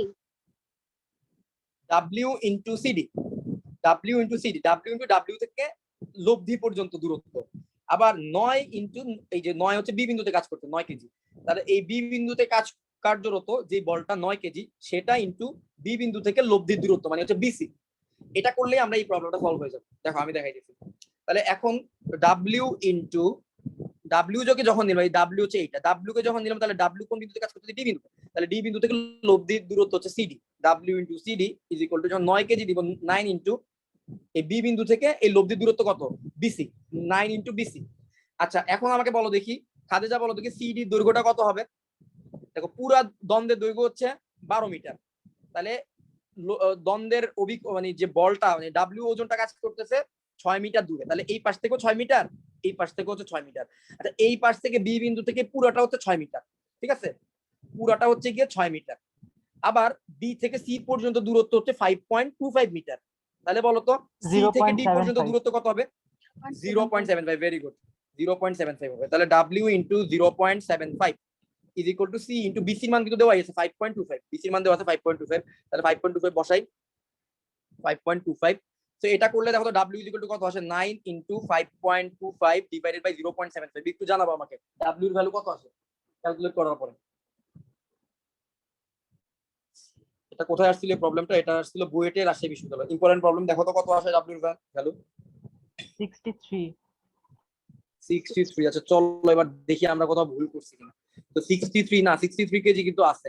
দেখো গ নম্বর অপশনটা 63 কেজি, তাহলে গ নম্বর অপশনটাই আমাদের কারেক্ট অ্যান্সার। শেষ, এই প্রবলেমটা আমরা পারলাম, ঠিক আছে? এটাও কিন্তু খুব সিম্পল কনসেপ্ট দিয়ে পারছি আমরা, মানে ওই চ্যাপ্টার জাস্ট ফর্মুলাটা জানা লাগছে। আর সবসময় খুব ইম্পর্টেন্ট হচ্ছে যে তুমি একটা প্রশ্ন করার পরে এই প্রশ্নটা অনুযায়ী তুমি একটা ফিগার ড্র করতে পারছো যে আসলে কি কি ঘটনা বলছে। তোমরা একটা জিনিস দেখবা, আমার ক্ষেত্রে যেটা হতো, আমি ফিজিক্স একটু উইক ছিলাম, হ্যাঁ? তো আমি যখন আসলে একটা টাইমে এই যে আমরা পাশে আর কি ইনফরমেশন গুলো লিখে রাখি না, যে আমাদের কোশ্চেনের উদ্দীপকটা পড়ে উদ্দীপকের মধ্যে আসলে কি কি বলা আছে, ভি বলছে, ইউ বলছে, আচ্ছা এ বলছে, এই জিনিসগুলো দেওয়া আছে। এই জিনিসগুলো যখন আমি সুন্দরভাবে 9-10 এর কথা বলতেছি, 9-10 অনেক উইক ছিলাম, তো যখন আমি এভাবে একটা সাইডে জিনিসগুলো পুরো কোশ্চেনটা পড়ে আছে কি কি বলছে এগুলা যখন সুন্দরভাবে গুছিয়ে তুলতে পারতাম, তখন আস্তে আস্তে আস্তে কোশ্চেন গুলো আমার কাছে ইজি লাগা শুরু করলো। আচ্ছা এই তখন আমার মাথার মধ্যে ফর্মুলা গুলো আমি মানে ব্রেইন স্টর্মিং করতে পারি যে কোন ফর্মুলাটা দিয়ে স্টার্ট করলে আমি বেশি অ্যাডভান্টেজ পাবো। সবসময় আমি হয়তো বা কারেক্ট না, বাট অনেকটাই আমার জন্য ইজি হয়ে গেল। সিমিলারলি ফিজিক্সে যেমন আমরা পাশে ডাটাগুলো লিখে ফেললে আমাদের জন্য অ্যাডভান্টেজ থাকে যে আমরা আসলে কোন ফর্মুলা দিয়ে প্রবলেমটা শুরু করবো সেটা বোঝার জন্য। ম্যাথের ক্ষেত্রে হচ্ছে তুমি যদি ফিগারটা ড্র করতে পারো, ওরা কি কি বলছে ঠান্ডা মাথায় এক লাইন করে পড়ো, পুরাটা এত তাড়াহুড়ো করে না পড়ে এক লাইন করে পড়ো, ওই লাইনগুলো পড়ে সেই অনুযায়ী ফিগার ড্র করো, দেখবা তোমার প্রবলেম সলভিংটা আরো বেটার হবে। এবং এভাবে যদি তুমি প্র্যাকটিস করতে থাকো, বেশি বেশি প্র্যাকটিস করতে থাকো, তখন আস্তে আস্তে আস্তে আস্তে তুমি ফিগার ছাড়াও এমন অবস্থায় চলে যাবে যে ফিগার ছাড়াই তুমি প্রবলেমটা খুব সহজেই বের করতে পারবে। ঠিক আছে? আচ্ছা, তো চলো আমরা আরেকটা প্রবলেম দেখি। ঢাকা বিশ্ববিদ্যালয় আর জগন্নাথ বিশ্ববিদ্যালয় 2007-08 আসছে। আচ্ছা, তো এই প্রবলেমটা কি বলছে দেখি। একটি লোক তার কাঁধে আনুভূমিকভাবে স্থাপিত 6 ফুট দীর্ঘ একটি লাঠির, আচ্ছা একটা কাজ করি আগে, 6 ফুট দীর্ঘ একটা লাঠি আগে, 6 ফুট দীর্ঘ বলছে একজন লোক তার কাঁধে আনুভূমিকভাবে 6 ফুট দীর্ঘ একটি লাঠির এক প্রান্তে হাত রাখছে। তাহলে এই হচ্ছে ধরলাম একজন লোক, এক প্রান্ত হচ্ছে তার হাত, এই প্রান্ত হচ্ছে কি তার হাত, এক প্রান্তে হাত রাখছে, হাত থেকে অপর প্রান্তে ডাব্লিউ ওজনের, এটা হচ্ছে গিয়ে বস্তুর কাজ। যাই হোক কি আছে জানি না, একা বস্তু, সরি এটা একটা লোক, অপর প্রান্তে ডাব্লিউ ওজনের একটা বস্তু বহন করছে। তাহলে অপর প্রান্ত হচ্ছে ডাব্লিউ ওজনের বস্তু বহন করছে। তার মানে কি এই যে আনুভূমিকভাবে এই লাঠিটা তো পড়ে যাচ্ছে না, কারণ কি, কারণ তার কাঁধ, এই ডাব্লিউ ওজন আর এই হাত যেই পরিমাণ বল এটার উপর দিচ্ছে, এই কাঁধও আবার সেই পরিমাণ উপরের দিকে দিচ্ছে। তাহলে আলটিমেটলি এই বস্তুটা স্থির অবস্থায় আছে, তার কাঁধের উপর স্থির অবস্থায় আছে। আচ্ছা, তাহলে এখন কি বলছে, কাঁধের উপর চাপের পরিমাণ বস্তুর ওজনের 3 গুণ হলে কাঁধ হতে হাতের দূরত্ব কত? কাঁধ হতে হাতের দূরত্ব, আচ্ছা এটাকে ধরলাম এ বিন্দু, এটাকে ধরলাম বি বিন্দু। হ্যাঁ, আচ্ছা কাঁধের উপর চাপের পরিমাণ বস্তুর ওজনের 3 গুণ, বস্তুর ওজনের 3 গুণ, তাহলে কাঁধের উপর চাপের পরিমাণ হচ্ছে 3W। ডাব্লিউ যদি বস্তুর ওজন হয়, তাহলে কাঁধের উপর চাপটা হচ্ছে গিয়ে, তাহলে লব্ধিটা হচ্ছে কত? লব্ধিটা হচ্ছে 3W। আচ্ছা তাহলে বল কাঁধের উপর চাপের পরিমাণ বস্তুর ওজনের 3 গুণ, কাঁধ হতে হাতের দূরত্ব কত? আচ্ছা আমাকে একটু সিম্পলি বলো তো, হাত দিয়ে এই লোকটা কি পরিমাণ চাপ দিচ্ছে এই লাঠির উপর, বলতে পারবা? হাত দিয়ে এই লোকটা কি পরিমাণ চাপ দিচ্ছে লাঠির উপর? ডাব্লিউ পরিমাণ নাকি? ডাব্লিউ পরিমাণ হচ্ছে বস্তুটা 2W। ভেরি গুড, কারণ আমরা জানি আমাদের যখন বলগুলা সমান্তরালি কাজ করে, এই 2W আর ডাব্লিউর সম্মিলিত প্রভাবটা হচ্ছে 3W, সেটা হচ্ছে তার কাঁধের উপর পড়তেছে। ঠিক আছে, তার মানে হাতেরটা বলা নাই, বাট হাতেরটা আমরা জানি, হাতেরটা হবে 2W পরিমাণ চাপ হচ্ছে হাত দিচ্ছে, আর বস্তুটা দিচ্ছে ডাব্লিউ পরিমাণ চাপ। টোটাল সে কাঁধের উপর মানে কি পরিমাণ চাপ অনুভব করতেছে সেটা হচ্ছে 3W পরিমাণ চাপ। আচ্ছা এখন দেখো তো টোটাল লাঠিটার দৈর্ঘ্য কত? টোটাল লাঠিটার দৈর্ঘ্য হচ্ছে 6 ফিট, 6 ফিট হচ্ছে পুরোটার দৈর্ঘ্য। আচ্ছা ধরে নিলাম আমাকে বের করতে বলছে কি, এই এটা হচ্ছে তার কাঁধ, কাঁধ থেকে ধরলাম এটা হচ্ছে সি বিন্দু, ধরলাম সি বিন্দুতে হচ্ছে তার কাঁধ, কাঁধ থেকে হাতের দূরত্ব, তাহলে ধরলাম কাঁধ থেকে হাতের দূরত্ব হচ্ছে এক্স। আচ্ছা বলো তো তাহলে C A is equal to কত হবে? কাঁধ থেকে বস্তু পর্যন্ত 6 - x হবে, পুরোটা তো 6, এটা যদি x হয় তাহলে এটা হবে 6 - x। তার মানে এখন আমাদের অ্যান্সার হবে w ইন্টু 6 - x। এই যে দেখো w যেখানে কাজ করছে সেই বিন্দু থেকে লব্ধির বিন্দু মানে কাঁধ পর্যন্ত 6 - x ইজ ইকুয়াল টু হাত কি পরিমাণ বল দিচ্ছেন 2W ইন্টু x, w টা 6 - x আর 2W ইন্টু x, তো w কেটে দিলাম, আমি পাচ্ছি এখানে 6 - x is equal two 2x। যদি এই মাইনাস x টা ওই পাশে চলে যায় 6 ইজ ইকুয়াল টু 3x, দেন কাটাকাটি করলে x ইজ ইকুয়াল টু থাকবে 2, x ইজ ইকুয়াল টু 2। চলো দেখি, এই যে দেখো x ইজ ইকুয়াল টু হচ্ছে 2, তাহলে 2 ফুট দূরে হচ্ছে কাঠ থেকে বস্তুর হাত থাকবে। তো এইভাবে দেখো আমরা কিন্তু খুব সহজেই প্রবলেমটা সলভ করতে পারলাম। আশা করি এটাও তোমরা বুঝতে পারছো। চলো এবার পরের প্রবলেমে যাই। আচ্ছা পরের প্রবলেমও ম্যাক্সিমাম করে ফেলছি, এখানে কয়টা 42 পর্যন্ত করলাম। ওকে, তো দেখি সামনে আর কি আছে। ওকে, এই বর্গের প্রবলেমটা ইম্পর্টেন্ট, এটা হয়তো তোমরা নাও পারতে পারো। আর কি কি আছে একটু দেখি। আচ্ছা লব্ধির ক্রিয়া বিন্দু সরা, এটাও আমি করে দেবো। সমবাহু ত্রিভুজের, আচ্ছা এই প্রবলেমটা করি। ঢাকা বিশ্ববিদ্যালয় 16-17 সালে আসা একটা প্রবলেম। কি বললো, একটা সমবাহু ত্রিভুজ আঁকো। সমবাহু ত্রিভুজ এ বি সি, বলতে কি সমবাহু ত্রিভুজের বাহু ত্রয়ের সমান্তরালে একই ক্রমে, এই দিকে যেই ক্রম এই দিকে সেই ক্রম, এই একই ক্রম। হ্যাঁ, তো বলছে কি একই ক্রমে সমবিন্দুতে 6, 10 ও 14 একক মানে 3টি বেগের লব্ধি। তার মানে দেখো সমান্তরালে, তুমি যদি সমবাহু ত্রিভুজ থেকে সমান্তরালে 3টা বলকে ড্র করতে চাও, 3টা বলকে তোমার এইভাবে ড্র করতে হবে। তোমার ধর আমি ডিরেকশনটা এইদিকে দিই, তাহলে বুঝতে হবে, একদিকে দিলে হইলো, সমস্যা নেই। কিভাবে হবে, এই বিন্দুতে দেখো এইদিকে এইদিকে এইদিকে, ঠিক আছে, এবং প্রত্যেকের মাঝখানে 120 ডিগ্রি করে কোণ থাকবে, প্রত্যেকের মাঝখানে 120 ডিগ্রি করে কোণ থাকবে। কথা হচ্ছে কিভাবে করলাম এটা, বলা হয়েছে যে সমবাহু ত্রিভুজের প্রত্যেকটা বাহুর সমান্তরালে 3টা বল নিতে, যেখানে একটা বলের মান কত, একটা বলের মান হচ্ছে 6, আরেকটার মান হচ্ছে 10, আরেকটার মান হচ্ছে 14। তো আমি প্রথমে যেটা করলাম দেখো, বিসি বাহু, এই বিসি বাহুর সমান্তরালে আমি এই বলটা নিলাম, 6 একক মানে বলটা নিলাম। তারপর দেখো তো, এই যে দেখো তো সিএ বাহুটা ঠিক যেই ডিরেকশনে আছে, এই সিমিলার ডিরেকশনে আমি হচ্ছে 10 একক মানের বলটা নিলাম। খেয়াল করতেছো, এটা তো একই ডিরেকশন না, এইটা যেই দিকে মুখ করে আছে এটাও একই দিকে মুখ করে আছে, তার মানে সমান্তরাল ডিরেকশন। এবার দেখো এবি বাহুটা যে ডিরেকশনে মুভ করে আছে ওই একই ডিরেকশনে মুভ করে আমি হচ্ছে 14 একক মানের বলটা নিলাম। ঠিক আছে, এই 3টা বল নিলাম। আর তাদের মধ্যবর্তী কোণ আমি 120 ডিগ্রি কিভাবে পাইলাম, তাদের মধ্যবর্তী কোণ 120 ডিগ্রি পাওয়ার জন্য দেখো সমবাহু ত্রিভুজের প্রত্যেকটা বাহুর মধ্যে কোণ থাকে 60 ডিগ্রি করে, 60 ডিগ্রি করে। তো তুমি যখন বল দ্বয়ের মধ্যবর্তী কোণ বের করতে যাবা, এই বল দুইটাকে কি করতে হবে দেখো তো, এই বলটা এইদিকে যাচ্ছে আর এই বলটা হচ্ছে এইদিকে যাচ্ছে, তার মাঝখানে হচ্ছে 60 ডিগ্রি কোণ। না, তুমি এখানে তার মাঝখানে 60 ডিগ্রি কোণটা কাউন্ট করতে পারো না। তোমাকে তখনই তুমি কোণ কাউন্ট করতে পারবে যখন এই দুইটা বলের এই পাদবিন্দুটা সেম জায়গায় হবে। ঠিক আছে, তো এই পাদবিন্দু সেম জায়গায় করার জন্য আমাকে যেটা করতে হবে, এই জায়গা থেকে এই বলটাকে নিয়ে এটা কি করতে হবে, এই জায়গায় বসাইতে হবে। এই জায়গায় যখন বসাবা তুমি দেখো আগে কিন্তু তোমার বলটা এই জায়গায় ছিল, তখন তাদের মধ্যবর্তী কোণ 60 ডিগ্রি। আচ্ছা, এইটা যদি 60 ডিগ্রি হয় তাহলে পুরোটা তো আবার 180 ডিগ্রি, তার মানে এটা কিন্তু 120 ডিগ্রি হইতে বাধ্য, এটা কিন্তু 120 ডিগ্রি হইতে বাধ্য। মানে সমবাহু ত্রিভুজের বাহুর সমান্তরালে যদি 3টা বল কাজ করে তাহলে ওই 3টা বলের মধ্যবর্তী কোণ হবে 120 ডিগ্রি। মোট কথা তুমি মুখস্থ এই সমবাহু ত্রিভুজের এখান থেকে এই সিনারিওতে চলে আসবা। অলওয়েজ তুমি কি করবা, সমবাহু ত্রিভুজের এই সিনারিও থেকে এই যে আমি যে সিনারিওটা এখানে আঁকলাম এখানে চলে আসবা। ঠিক আছে, এই যে এখানে চলে আসবা, ঠিক আছে, তো এইখানে তুমি চলে আসতে পারবা সবসময়। তাহলে এটা হচ্ছে গিয়ে 10 একক মানের একটা বল, 6 একক মানের একটা বল আর 14 একক মানের একটা বল, তাদের মধ্যবর্তী কোণ হচ্ছে 120 ডিগ্রি কোণ। ঠিক আছে, তাদের মধ্যবর্তী কোণ হচ্ছে 120 ডিগ্রি কোণ। এখন বলা হয়েছে যে তাদের লব্ধি বের করতে। তো তোমরা কি লব্ধিটা বের করতে পারবা? এই টাইপের প্রবলেম করছিলাম। আচ্ছা, কেউ একজন বলো তো তাদের লব্ধিটা আমরা ঠিক কিভাবে বের করব?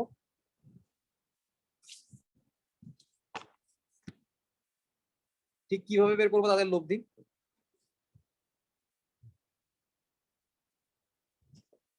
খাদিজা বলো তো। লম্বাংশ সূত্র ইউজ করে। এক্স্যাক্টলি, লম্বাংশ সূত্র দিয়ে করতে পারবো, আর চাইলে সামান্তরিক সূত্র দিয়ে করতে পারবা, কিন্তু সেটা লেংথি হবে। সামান্তরিক সূত্র দিয়ে প্রথমে 6 আর 10 তাদের লব্ধি বের করতে হবে, এই দিকে যাবে তাদের লব্ধি কোন একটা দিকে, হ্যাঁ, তাদের লব্ধির সাথে পরবর্তীতে আবার ওই লব্ধির সাথে 14 লব্ধি বের করতে হবে। আর যদি তুমি লম্বাংশ দিয়ে করো তাহলে কি তুমি ডিরেক্ট এই প্রবলেমের অ্যান্সারটা পেয়ে যাবা। আচ্ছা, তাহলে এইবার আমাকে বলো, খাদিজা বলো, আমি শুনি, আমি তোমার কথা অনুযায়ী লিখবো, বাকিরা শুনো। বলো প্রথমে আমি কি করবো, লম্বাংশ অ্যাপ্লাই করে কিভাবে? ভাইয়া পুরো সূত্রটা লিখে দিলে হবে না, যে এফ স্কয়ার ইকুয়াল পুরা টু পি সূত্রটা? স্কয়ার, ওইটা। হ্যাঁ, আচ্ছা আচ্ছা, ঠিক আছে, তার মানে তুমি বলতেছো যে এফ লব্ধি ইজ ইকুয়াল টু, হ্যাঁ, তাহলে আমরা ডিরেক্ট ফর্মুলাটা অ্যাপ্লাই করে দিই। ডিরেক্ট ফর্মুলা অ্যাপ্লাই, আর কারো যদি মনে হয় যে কিভাবে এই ফর্মুলাটা আসতো সেটা চাইলে আমার লম্বাংশের যে 8.1 লাস্টের ভিডিও দেখতে পারো। তাহলে কি আসবে, পি স্কয়ার যোগ 3টা বল এভাবে আছে, পি স্কয়ার যোগ কিউ স্কয়ার যোগ আর স্কয়ার যোগ 2p Q into cos alpha যোগ 2q আর ইনটু cos বিটা যোগ 2 pr ইনটু cos গামা। আচ্ছা দেখো, এবার আমরা দেখি পি কিউ আর কত। দেখো, পি হচ্ছে গিয়ে 6, কিউ হচ্ছে গিয়ে 10, আর হচ্ছে গিয়ে 14 স্কয়ার যোগ 2 ইনটু পি কিউ মানে হচ্ছে 2 into 6 into 10। cos of alpha কত হবে, 120 ডিগ্রি, পি আর কিউর মধ্যে 120 ডিগ্রি যোগ 2 ইনটু কিউ ইনটু আর মানে 10 ইনটু 14 ইনটু cos আলফা কত হবে 120 ডিগ্রি আবারও যোগ 2 into 6 into 14 into cos of alpha কত হবে আবার 120 ডিগ্রি। তো এবার হিসাব করে দেখো তো কত আসে, রুট ওভার 6 স্কয়ার যোগ 10 স্কয়ার যোগ 14 স্কয়ার, পুরোটা হিসাব করো, ক্যালকুলেট করো, ক্যালকুলেট করে আমাকে জানাবা, বাপ্পি জানাবা অ্যান্সারটা কত আসবে। বাপ্পিটার অ্যান্সারটা বলবা, লব্ধির মান কত আসলো।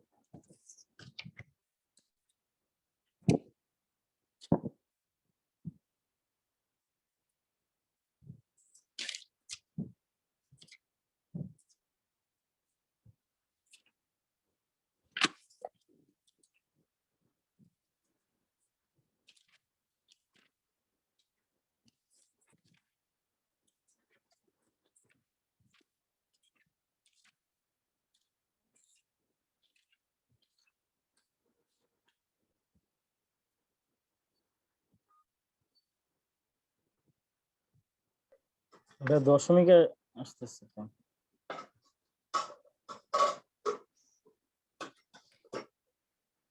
কত আসতেছে? দশমিক বলতে কত? না না 4/3 আসছে। 4√3 আসছে, ভেরি গুড। 4√3 হচ্ছে আমাদের অ্যান্সার, ভেরি গুড।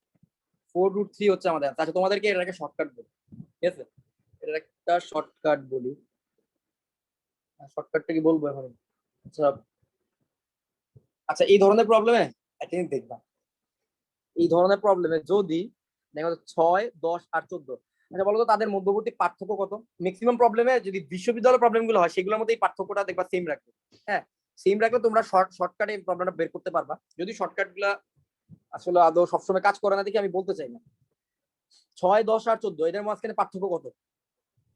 4 4। এদের মাঝখানে দেখো 6 থেকে 10 এ যাইতে 4, 10 থেকে 14 তে গেলে 4, 4 হচ্ছে তাদের মাঝখানে পার্থক্য। অ্যান্সার হবে 4√3। ডিরেক্ট এভাবে বলতে পারবো। যদি তাদের মধ্যবর্তী কোণ 120 ডিগ্রি করে থাকে না, মধ্যবর্তী কোণ যদি 120 ডিগ্রি করে থাকে প্রত্যেকের মাঝখানে, হ্যাঁ, তখন হচ্ছে আর বলগুলোর মধ্যে পার্থক্য যদি সেম থাকে, তাহলে অ্যান্সার হবে পার্থক্য ইনটু √3। পার্থক্য ইনটু √3 হবে অ্যান্সার। তাহলে এই কোশ্চেন অ্যান্সার হবে কত? 4√3। এটা ডিরেক্ট চাইলে বলা যায় শর্টকাট থেকে। তো শর্টকাট না জানলেও কোনো সমস্যা নেই, তুমি মেইন নিয়ম জানো, মেইন নিয়ম অ্যাপ্লাই করো, হয়তো বা তোমার 30 সেকেন্ড বেশি লাগবে, বাট শর্টকাট মনে রাখাটাও একটা প্যারা। আচ্ছা, তাহলে এই প্রবলেমটা আমরা পারলাম। এটা হচ্ছে 4√3। 4√3 ক নম্বর প্রশ্ন? দেখো, ঢাকা বিশ্ববিদ্যালয় 16-17 প্রশ্ন। আচ্ছা, এবার তারপরে দেখি আর কি প্রশ্ন আছে, আর কয়টা আছে দেখি। আর হচ্ছে 3, 4, ঠিক আছে, মোটামুটি শেষের দিকে আছি আমরা। আর 10 মিনিট থেকে 15 মিনিট করলে মনে হয় শেষ। কোন বিন্দুতে 60 ডিগ্রি কোণে ক্রিয়ারত দুটি সমান বলকে একই বিন্দুতে ক্রিয়ারত 9 বলের সাহায্যে ভারসাম্যে রাখে, সমান বল দ্বয়ের প্রতিটির মান কত? Very simple problem. দেখো, এটা হচ্ছে আগের একটা প্রবলেমের মতো। 60 সমান বল, একটা বল যদি পি হয় আর একটা পি হবে, দুইটা সমান বল, তাদের মধ্যবর্তী কোণ কত? 60 ডিগ্রি। বলছে 60 ডিগ্রি কোণে ক্রিয়ারত দুটি সমান বলকে একই বিন্দুতে, যে সেম বিন্দুতে 9 নিউটনের আরেকটা বল মনে করে কাজ করতেছে এই ডিরেকশনে। তো 9 নিউটন বলের সাথে ভারসাম্যে রাখা হয়েছে। তার মানে এই 9 নিউটনের বলের সাহায্যে এই পি এবং তাদের মাঝখানে 60 ডিগ্রি কোণ, হ্যাঁ, এই বলটার মানে ভারসাম্যে রাখা হয়েছে। তিনটা বলের মাঝখানে কারণে ভারসাম্য তৈরি হয়েছে। বলতে সমান বল দ্বয়ের প্রতিটির মান কত? ওকে, তার মানে ব্যাপারটা কেমন হবে? আমি চাইলে একটু আগে প্রবলেমটা করলাম না, ভারসাম্যের সূত্র। ভারসাম্য হচ্ছে যে কোনো দুইটা বলের লব্ধি হবে তৃতীয়টা সমান। তো এখানে পি আর পি এই দুইটা সমান বলের লব্ধি হিসেবে আমরা 9 নিউটনকে কিন্তু বলতে পারি, কারণ আমরা এটা জানি যে দুটি যেহেতু ভারসাম্যে আছে, ভারসাম্যের একটা শর্ত হচ্ছে যে কোনো দুইটা বলের লব্ধি তৃতীয়টা সমান হবে, ঠিক আছে? তাহলে এই পি আর পি বলের লব্ধি হচ্ছে আমরা 9 নিউটন ধরতে পারি, আর পি আর পি বলের মধ্যবর্তী কোণ হচ্ছে 60 ডিগ্রি। তো অ্যাপ্লাই করো, ফর্মুলা অ্যাপ্লাই করো। লব্ধি আমরা কি জানি? লব্ধি মানে R square is equal to P square যোগ কিউ স্কয়ার, মানে 9 square is equal to P square যোগ কিউ এর জায়গায় আবার পি বলবে পি স্কয়ার যোগ 2p into cos of 60 degree. তো এখান থেকে আমাকে একটু বলবা পি এর ভ্যালুটা কত আসে। সলভ করলে বের হয়ে যাবে খুব সহজেই। পি এর ভ্যালুটা কত আসে আমাকে বলবা। তো দেখো তো তাড়াতাড়ি, এটা পারো কিনা। পি এর ভ্যালুটা কত আসে একটু দেখবা। কত আসছে? 3√3। 3√3। দেখো 3√3 হচ্ছে খ নম্বরের অপশনটা হচ্ছে 3√3। বাপ্পি তুমি কি করছিলা বা অন্য কেউ করছো? দেখো তো সেম আসছে কিনা। 3√3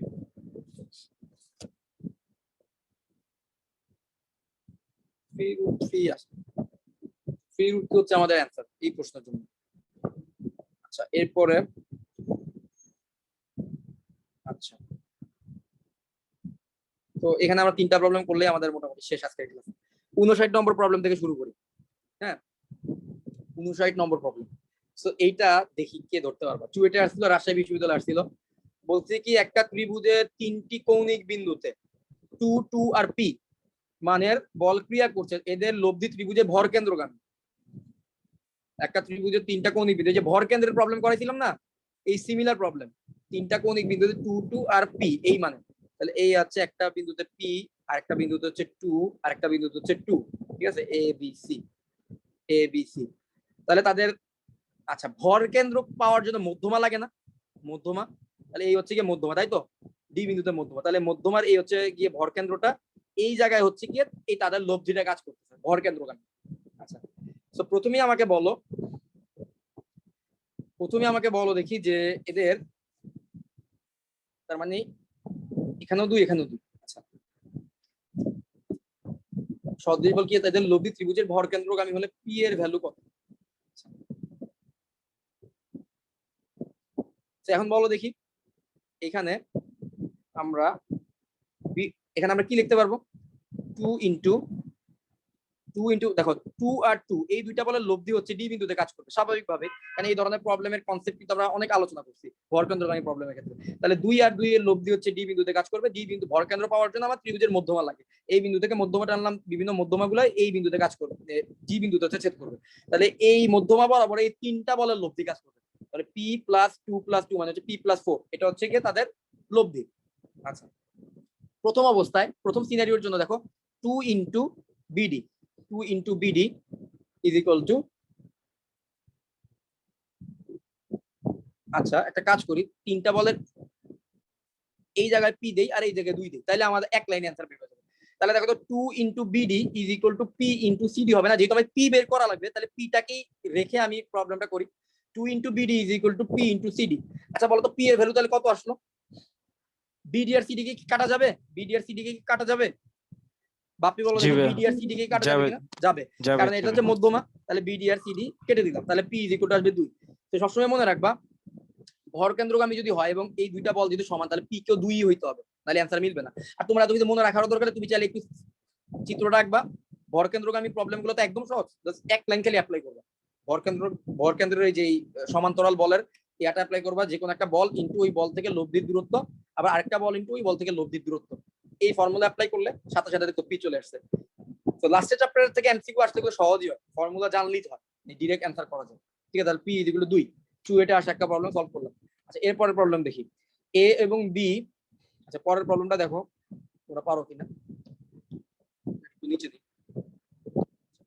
পরের প্রবলেমটা দেখো, একটি দ্বন্দ্বের এ এবং বি বিন্দুতে 45 নিউটন আর 15 নিউটন মানে দুইটি বিপরীতমুখী বল। আচ্ছা এটা তো তাহলে বিপরীতমুখী বলের কথা আসছে এখানে। আচ্ছা একটা হচ্ছে এ বিন্দুতে হচ্ছে ধরো 45, এ বিন্দুতে ধরো 45 নিউটন, আবার আরেকটা হচ্ছে বি বিন্দু, বিপরীতমুখী কিন্তু এবার কিন্তু বিপরীতমুখী এ আর বি, তাহলে বি বিন্দুতে হচ্ছে 15 নিউটন মানের বল। আচ্ছা তাদের বলতো তাদের লব্ধিটা কি বি বিন্দু ডান পাশে হবে? যখন বিপরীতমুখী বল যখন থাকে তখন কিন্তু তাদের লব্ধি এ আর বি এর কোনো জায়গাতেই হয় না, এ আর বি এর বাইরের দিকে হয়। এখন বলতো বি এর দিকে হবে না এ এর দিকে হবে তাদের লব্ধি? এ এর দিকে।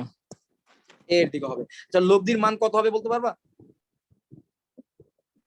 45 মাইনাস 15। হ্যাঁ 30 হবে। আচ্ছা যাই হোক, যদি এর দরকার নাই, জাস্ট এমনি জিজ্ঞেস করলাম। আচ্ছা এখন দেখো তো AC is equal to 5 newton বলা আছে, 5 metre, AC is equal to 5 metre বলা আছে। হ্যাঁ তারপরে বলা হইতেছে যে AC is equal to 5 metre. হ্যাঁ তাহলে এখন আমরা চলো আমাদেরকে বলতে এবি বের করতে। আচ্ছা আমরা ফর্মুলা অ্যাপ্লাই করব, 45 ইনটু 45 এর সাথে লব্ধি কত দূরে আছে, লব্ধি 45 থেকে লব্ধি আছে এসি, আবার 15, এটা হচ্ছে 15 নিউটন, তাহলে 15 ইনটু 15 থেকে লব্ধি কত দূরে আছে, লব্ধি হচ্ছে বি থেকে সি দূরত্বে আছে, তাহলে 15 ইনটু বিসি। আচ্ছা এবার বলো দেখি 45 ইনটু এসি, এসির ভ্যালু জানি কত, এসির ভ্যালু হচ্ছে 5, 15 ইনটু বিসি। আচ্ছা তাহলে এবার যদি কাটাকাটি করি 45 দিয়ে কাটলে এখানে থাকবে 3 আর 3 5 হচ্ছে 15, তাহলে বিসি ইজ ইকুয়াল টু কত আসতেছে, বিসি ইজ ইকুয়াল টু আসতেছে 15। আচ্ছা বলো তো বিসি হচ্ছে কি এই পুরো দৈর্ঘ্যটুকু, এটা যদি 15 হয় আবার এটা যদি 5 হয় তাহলে বলতো এবি ইজ ইকুয়াল টু কত আসবে? 20। 10 আচ্ছা সরি। হ্যাঁ 10 10।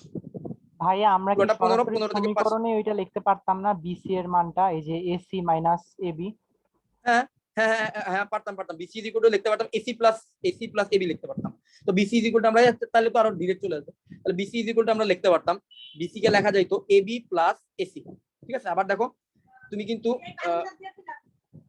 আবার দেখো এবি এর ভ্যালুটা তোমার বের করতে পারো, এসির মান কিন্তু তুমি জানো এসি ইজ ইকুয়াল টু 5, তাহলে আমরা সরাসরি এখানে ইউজ করতাম, তাহলে 5 যদি হইতো কাটাকাটি করলে এবার দেখো কত আসে, 15 is equal to AB plus 5, that means AB is equal to হচ্ছে 5, যদি কাটাকাটি যায় তাহলে 10 থাকবে, এবি ইজ ইকুয়াল টু যদি একই আসতো आंसर। তাহলে দেখো তো 10 কত নম্বর, এই যে খ নম্বর অপশনটা হচ্ছে 10, চুয়েটে আসছে 2009-10। এই প্রবলেমটা পারলাম। তো আশা করি বুঝতেই পারতেছো যে একটু কনসেপ্ট তোমাদের যদি শুধুমাত্র একটু বেসিকটা যদি ক্লিয়ার থাকে, আর যদি তোমাদেরকে কেউ নমুনা প্রবলেম হিসেবে 5টা 10টা 15টা প্রবলেমকে সলভ করা যায়, তাহলে কিন্তু তোমরা একটা কনফিডেন্স পাবে, কনফিডেন্সে তোমরা তোমাদের বইয়ের বাকি প্রবলেমগুলো সলভ করতে পারবে। তো তোমাদের মোটেও টেনশন করার কিছু নেই বোর্ড পরীক্ষা নিয়ে, কারণ আমার মনে হয় তোমরা যদি এই প্রবলেমগুলো বুঝে করতে পারো, বোর্ড পরীক্ষার এমসিকিউ আরো ইজি হওয়ার কথা, সেখানে ইজিলি ভালো করতে পারবে। ঠিক আছে, এভাবে প্রত্যেকটা চ্যাপ্টার যদি বুঝে বুঝে করো, বোর্ড পরীক্ষায় তোমাদের যে এমসিকিউ 30টা থাকে সম্ভবত, নাকি 25টা কে জানে। সো প্রত্যেকটা ফুল মার্কস পাওয়া খুবই সহজ। বোর্ড পরীক্ষা ম্যাথসে অ্যাটলিস্ট ফুল মার্কস পাওয়া খুবই সহজ। ফিজিক্স কেমিস্ট্রি কথা জানি না, ওগুলোতে একটু টাফ হতে পারে, বাট ম্যাথসে ফুল মার্কস পাওয়া অনেক সহজ এবং অনেকেই পায়, অহরহ পায়। যাই হোক, পরের প্রবলেমে যাই। পরের প্রবলেমে কি বলতে, দুটি সমবিন্দু বলের বৃহত্তর লব্ধির মান, বৃহত্তম লব্ধির মান হচ্ছে 17 নিউটন। বল দুটি লম্বভাবে ক্রিয়াশীল হলে লব্ধির মান হচ্ছে 13 নিউটন। বল দুটির লব্ধির ক্ষুদ্রতর মান কত? আচ্ছা, সেকেন্ড দেখো, বৃহত্তম লব্ধি, তো দুইটা বল ধরলাম পি আর কিউ। তো পি আর কিউ এর বৃহত্তম লব্ধি কখন? যখন পি প্লাস কিউ হবে।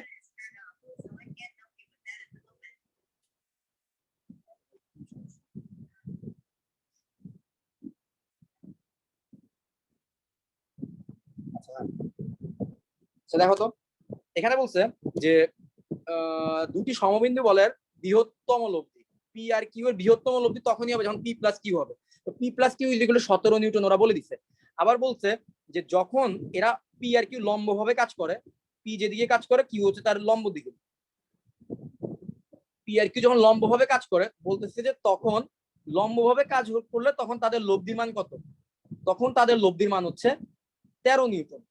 আচ্ছা বলো তো, পি আর কিউ যখন লম্বভাবে কাজ করে তখন আর এর মান কত হয়? পি আর কিউ এর মধ্যবর্তী কোণ যখন 90 ডিগ্রি হয়, এক্স্যাক্টলি √p² যোগ q²। তার মানে r is equal two √p² যোগ q², মানে হচ্ছে √p² যোগ q² ইজ ইকুয়াল টু কত দেওয়া আছে আবার? 13।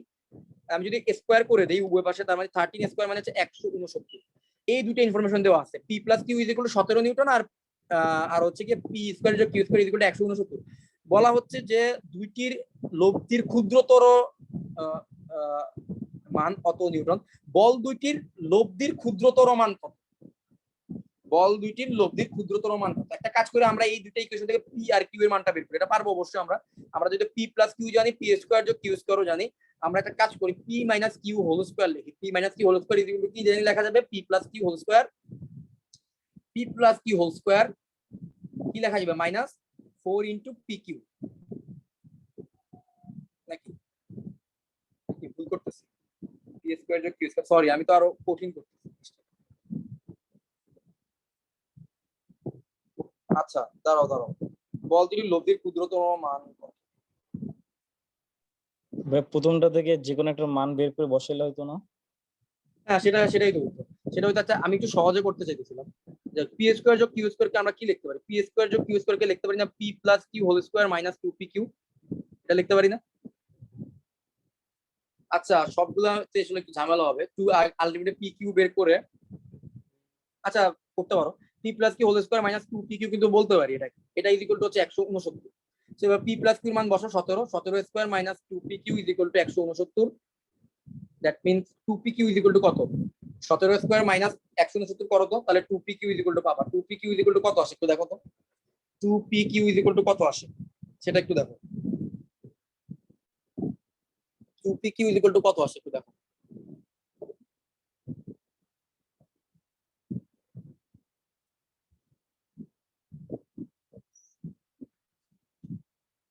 আচ্ছা এটা না করে 120। তোমার ডিরেক্ট, আচ্ছা 120 আসে।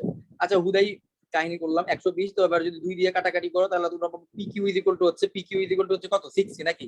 pq ইজ ইকুয়াল টু পাচ্ছ 60। তা pq ইজ ইকুয়াল টু 60 জানো, আবার p plus Q is equal to হচ্ছে 100, p প্লাস কিউ 17 জানো। যা p প্লাস কিউ যদি 17 হয়, তাহলে p ইজ ইকুয়াল টু হচ্ছে 17 মাইনাস কিউ, বা p is equal to 17 minus q. এবার হচ্ছে তুমি p কিউ এর মধ্যে বসাও, ওই ঘুরে ফিরে একই কথা, কিন্তু হুদাই আরো কঠিন করলাম, বেশি সলভ। যাক বাপ্পি যেটা বলছে ওইভাবে করলে মনে ভালো। আচ্ছা p is equal to 17 minus q, তাহলে pq ইজ ইকুয়াল টু যেহেতু 60, তাহলে p এর জায়গায় 17 মাইনাস কিউ বসে। 17 minus q is into q is equal to কত? 60। তাহলে এবার যদি গুণ করি 17q minus q² is equal to 60, ক্যালকুলেটরে 60 ডিগ্রি বসে। এবার ক্যালকুলেটরে যদি তাহলে এবার যদি কি হয় এখানে দেখো, so q² minus 17q plus 60 is equal two 0। তো ক্যালকুলেটরে যদি এটাকে সলভ করো তাহলে কিউ এর ভ্যালু কত কত পাবা দেখো তো। ক্যালকুলেটরে সলভ করলে কিউ এর ভ্যালু কত কত আসে? 12 আর 5। কিউ ইজ ইকুয়াল টু আসতেছে 12 আর কিউ ইজ ইকুয়াল টু আসতেছে 5। আবার দেখো P plus Q is equal to 17 বলা হয়েছিল না? আচ্ছা তাহলে 17। তাহলে এবার যদি কিউ ইজ ইকুয়াল টু যদি 12 হয়, কিউ ইজ ইকুয়াল টু যখন এই ইকুয়েশনে যদি 12 বসাবা তাহলে পি এর ভ্যালু কত পাবা? 5। আবার কিউ ইজ ইকুয়াল টু যদি এই ইকুয়েশনে 5 বসাও তাহলে তুমি পি এর ভ্যালু পাবা 12। ঠিক আছে 12। তাহলে পি আর কিউ এর মধ্যে যে কোনো একজন হবে 12 আর একজন হবে 5। এটাই হচ্ছে আমরা বুঝতে পারলাম, এদের মধ্যে যে কোনো একজন হবে 12 আর একজন হবে 5। আচ্ছা বলো তো এখানে কোশ্চেনে কি বলছিল? দুইটির লব্ধির ক্ষুদ্রতর মান, মানে এই দুইজনের যে লব্ধি আছে এই লব্ধির মধ্যে সবচেয়ে কম মান কখন হবে? এই দুইজনের লব্ধির ক্ষুদ্রতর মান কখন হবে? যখন 12 থেকে 5 বিয়োগ যাবে, তাই তো? এই যে একটা হচ্ছে, তাহলে আমরা বুঝলাম যে একটা বল হচ্ছে 12 নিউটন আর একটা হচ্ছে 5 নিউটন। 5 নিউটন, 12 আর 5 নিউটন ঠিক কখন ক্ষুদ্রতর হইতে পারে? যখন তারা হচ্ছে বিপরীত দিকে 180 ডিগ্রি অ্যাঙ্গেলে থাকবে, আর 180 ডিগ্রি অ্যাঙ্গেলে থাকলে কি হয়? 12 মাইনাস 5 হয়। তাদের ক্ষুদ্রতম ভ্যালু হবে 12 মাইনাস 5 ইকুয়াল 7। তাহলে দেখো এই যে এই ঢাকা বিশ্ববিদ্যালয়ে আসা প্রবলেম, এটা খ নম্বরটা অ্যান্সার হবে না? 7 নিউটন হবে তোমাদের অ্যান্সার। ঠিক আছে, তাহলে এখানে যে লব্ধির যে ক্ষুদ্রতর মান হবে 7 নিউটন। আশা করি প্রবলেমটাও বুঝতে পারছো, বুঝছো তো? আচ্ছা জি ভাই। এটাও বুঝতে পারছো আশা করি। আচ্ছা এবার যাই, একটা প্রবলেম আছে বাদ দিলাম জানি কোনটা কোনটা, এখানে দুইটা বাদ দিচ্ছি, দূরে সরে যাবে। আর ও আচ্ছা আরো দুইটা প্রবলেম বাকি আছে। আচ্ছা ঠিক আছে, এখানে বলছে কি 5 মিটার দৈর্ঘ্য বিশিষ্ট একটা বর্গক্ষেত্র। আগে একটা বর্গক্ষেত্র রাখি, যে বর্গক্ষেত্রের প্রত্যেকটা বাহু হচ্ছে 5 মিটার। বড় বর্গ আছে।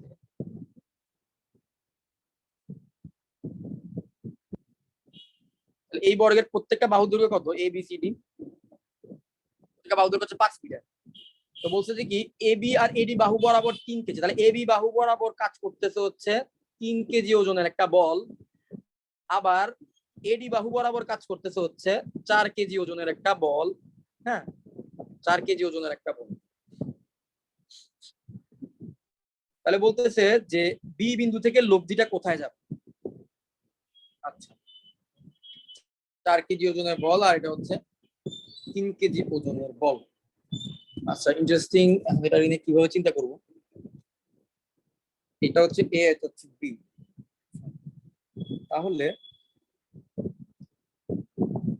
ওজনের বল ক্রিয়া করলে বি বিন্দু থেকে বল দ্বয়ের লব্ধি কত?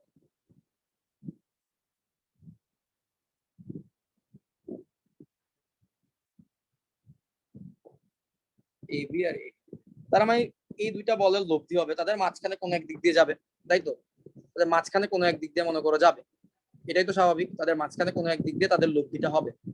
3 আর 5 এর লব্ধিটা তাদের মাঝখানে কোনো এক দিক দিয়ে হবে। ধরলাম এই লব্ধিটা হচ্ছে ই বিন্দু। তাহলে এখন আমাকে বলছি কি বি বিন্দু থেকে এটা লম্ব দূরত্বটা বের করতে বলছে, বুঝছো? এই লম্ব দূরত্বটা বের করা হচ্ছে আমার টার্গেট। এই লম্ব দূরত্বটুকু বের করাই হচ্ছে আমার টার্গেট, বুঝতে পারছো? আমাকে কি বলছে? আমাকে বলছে কি এই লম্ব দূরত্বটুকু বের করতে। আচ্ছা এটা কিভাবে করা যায়? একটা কাজ করি, প্রথমে আমরা বল দ্বয়ের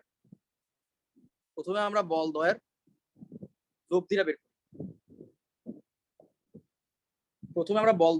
বের করি। আচ্ছা 3 আর 5 এর লব্ধি কত হবে? 3 আর 5 এর লব্ধি কত? তাদের মধ্যবর্তী কোণ আলফা কিন্তু 90 ডিগ্রি। আলফা। হ্যালো, 3 আর 5 এর লব্ধি কত হবে? আলফা ইকুয়াল 90 ডিগ্রি হইলে দুইটা বলের মধ্যবর্তী আমরা না মাত্র বললাম R equal to root over 3 square যোগ কিউ স্কয়ার না? রুট ওভার 3 স্কয়ার যোগ 4 স্কয়ার হবে না? তাহলে 5 হবে না आंसर? 5। জি ভাইয়া। বুঝতে পারছো? জি আচ্ছা তাহলে এটা হবে 5। ওকে, সো এটা কিন্তু খুবই ডিফিকাল্ট লাগতেছে আমার কাছে ডিফিকাল্ট লাগতেছে, বাট এটা ব্রেইন স্টর্মিং হবে, খুব ভালো একটা ব্রেইন স্টর্মিং। আচ্ছা তার মানে এই লব্ধিটা হবে 5 কেজি। 5 কেজি মানে একটা বল এই ডিরেকশনে কাজ করবে লব্ধির দিকে, এটুকু আমি বুঝতে পারলাম। এই বরাবর কাজ করবে 5 কেজি বলের 5 কেজি একটা বল কাজ করবে। আচ্ছা এইবার একটা জিনিস চিন্তা করো, এই যে ডিসটেন্সটা বিই কিন্তু লম্ব এখানে 90 ডিগ্রি, আচ্ছা বিই যদি 90 ডিগ্রি হয় আমার এখন আসলে কি বের করা লাগবে, আমার টার্গেটটা কি? আমার টার্গেট হচ্ছে গিয়ে বি থেকে এই ডিসটেন্সটুকু বের করা। এটাকে ত্রিকোণমিতি দিয়ে বের করাটাই মনে হয় সবচেয়ে সহজ হবে। আচ্ছা একটা জিনিস চিন্তা করো, এইটাকে ধরলাম এইটাকে ধরলাম থিটা। আচ্ছা বলো তো এইটা যদি থিটা হয়, টেন থিটা ইকুয়াল আমরা কত বলতে পারি? টেন থিটা ইকুয়াল কত বলতে পারি বলো তো?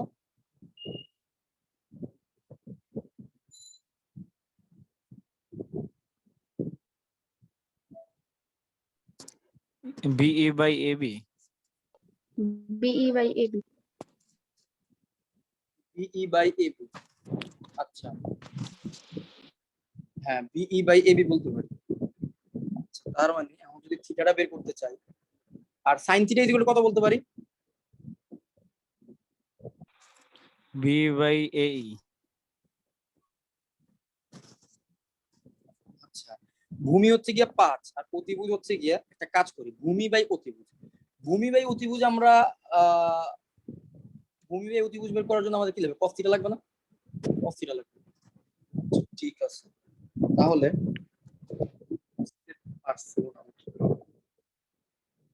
তাহলে দেখো আমরা ত্রিকোণমিতি দিয়ে করতে পারবো আমার কাছে মনে হচ্ছে। তো আমরা যদি এখানে cos থিটা অ্যাপ্লাই করি, আমার আমার টার্গেটটা বুঝতে পারছো? আমার টার্গেট হচ্ছে দেখো টেন থিটা যদি আমি বসাইতাম, টেন থিটা ইকুয়াল আমি কি করতাম দেখো, টেন থিটা ইকুয়াল লম্ব বাই ভূমি করতাম না, তাহলে বিই ডিভাইডেড বাই কি হইতো? লম্ব ডিভাইডেড বাই ভূমি, মানে হচ্ছে এবি AB। এই হইতো মানে 5 হইতো, তাই তো? আর আমার টার্গেট হচ্ছে বিই বের করা। বিই বের করার জন্য আমার থিটাটা তো জানি না আমি, তো থিটাটা বের করার জন্য একটা কাজ করি cos থিটার সাহায্য নিই। কি বলো? cos theta is equal two ভূমি বাই অতিভুজ। আচ্ছা তো ভূমি হচ্ছে কি আমার 5, তো 5/3 হবে, রাইট? 5/3 কিন্তু হবে। 5/3 যদি হয় তাহলে এই cos থিটার ভ্যালুর সাহায্যে এবার চলো আমরা এই থিটাটা তাহলে নিয়ে আসি। তাহলে থিটা ইকুয়াল কত কত আসবে দেখো তো? থিটা ইকুয়াল টু আসবে cos ইনভার্স 5/3 আসবে, তাই তো? cos ইনভার্স 5/3 ভ্যালুটা দেখো তো কত?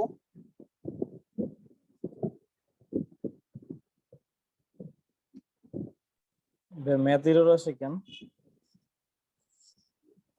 ওহো বুঝলাম না, এটা তো ঝামেলা হয়ে গেল। cos ইনভার্স 5/3 ভ্যালু তো আবার হচ্ছে 1 এর থেকে বড় আসে, 1 এর থেকে বড় আসলে তো ম্যাথ হইব। তাহলে এই প্রবলেমটা কেমনে করব? এখানে এই বরাবর এবং বি টেন থিটাটা না বি বাই এবি হওয়ার কথা। Tan theta is equal to কি হবে? BE by AB.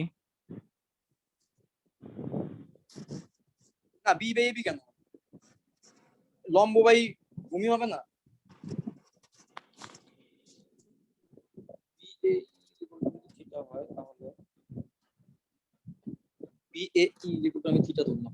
প্রবলেমটা কোথায় হইতেছে? তাহলে আমাকে 2 মিনিট একটু সময় দাও, একটু বুঝি প্রবলেমটা কোথায় হইতেছে। BAE যদি থিটা হয় তাহলে টেন থিটা কত আসবে? BAE থিটা হলে টেন থিটা আসবে লম্ব বাই ভূমি। তাহলে লম্ব কত এখানে? লম্ব বাই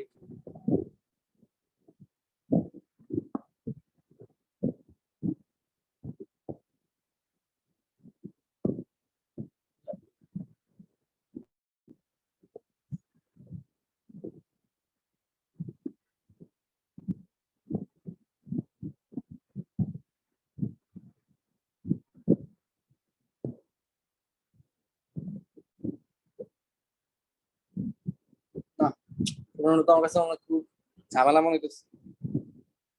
আমি শিওর নাই প্রবলেমটা কোশ্চেনে ভুল আছে, ঠিক আছে? একটা জায়গায় একটু ঝামেলা মনে হইতেছে এখানে। দাঁড়াও, এটা হাউ ইজ দিস পসিবল যে আমার এখানে যদি 3 কেজি কাজ করে তাহলে আমার এটা ত্রিকোণমিতি ছাড়া কিভাবে করবো? তো এখানে 5 BE বাই A, তার cos থিটার মান তো অবশ্যই 1 এর চেয়ে বড় আসবে। আচ্ছা এই প্রবলেমটা আমার মনে হয় আজকের জন্য আমরা বাদ দিই, কি বলো? আজকের জন্য এটা বাদ দিই।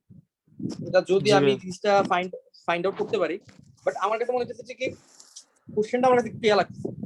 তা আমার কাছে মনে হচ্ছে আমি ঠিক নিয়মে শুরু করলাম, এটা প্রবলেম তোমার কোর্সে এর আগে, বাট ঠিক নিয়মে শুরু করলাম, বাট cos থিটার ভ্যালুটা 1 এর চেয়ে বড় আসছে, মানে থিটার ভ্যালুটা আসছে আনডিফাইন্ড, ঠিক আছে?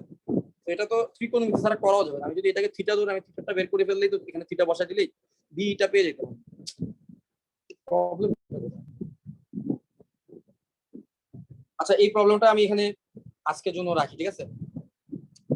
ও এক্সট্রিমলি সরি, আমি তোমাদের পারতেছি না জিনিসটা সলভ করে দিতে। তো যাই হোক, পরেরটা দেখি। 8 ও 6 একক মানের দুটি সমমুখী সমান্তরাল বল 21 একক দৈর্ঘ্যের একটি অনড় বস্তুর উপর ক্রিয়ারত। বলদ্বয়ের অবস্থান বিনিময় করলে লব্ধির ক্রিয়া বিন্দু যে দূরত্বে সরে যাবে তা কত একক? এটা আসছে, এটা একটু রিটেনের প্রবলেম। রিটেনে আমরা এই টাইপের প্রবলেম করছি, ঠিক আছে? তো রিটেনের প্রবলেমটা আবার হচ্ছে এখানে করতে হবে। একটা নিয়ে দেখো, এটা দিয়ে শেষ করবো আজকের ক্লাস। এ বিন্দু আর বি বিন্দু বললাম, হ্যাঁ। এ বিন্দুতে ধরো কাজ করতেছে হচ্ছে 8 একক মানের বল, হ্যাঁ।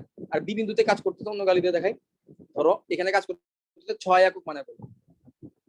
আচ্ছা, তার মানে লব্ধিটা এ বিন্দুর দিকে একটু থাকবে, লব্ধিটা থাকবে এ বিন্দুর দিকে, শুরুতে লব্ধিটা থাকবে এ বিন্দুর দিকে, সি জায়গায়, তাহলে সি বিন্দুতে লব্ধি কাজ করতেছে। আচ্ছা, আর পুরাটার দৈর্ঘ্য কত? পুরা লাঠিটার দৈর্ঘ্য হচ্ছে গিয়ে কত? অনড় বস্তুটার দৈর্ঘ্য কত? 21 হচ্ছে পুরোটা দৈর্ঘ্য। বাট একটু পরে যেটা হইলো, এ বিন্দুতে কাজ করতেছে 6 একক মানের বল, আর বি বিন্দুতে কাজ করতেছে কত? 8 একক মানের বল। তাহলে এইবার লব্ধিটা বি বিন্দুর দিকে সরে আসবে না?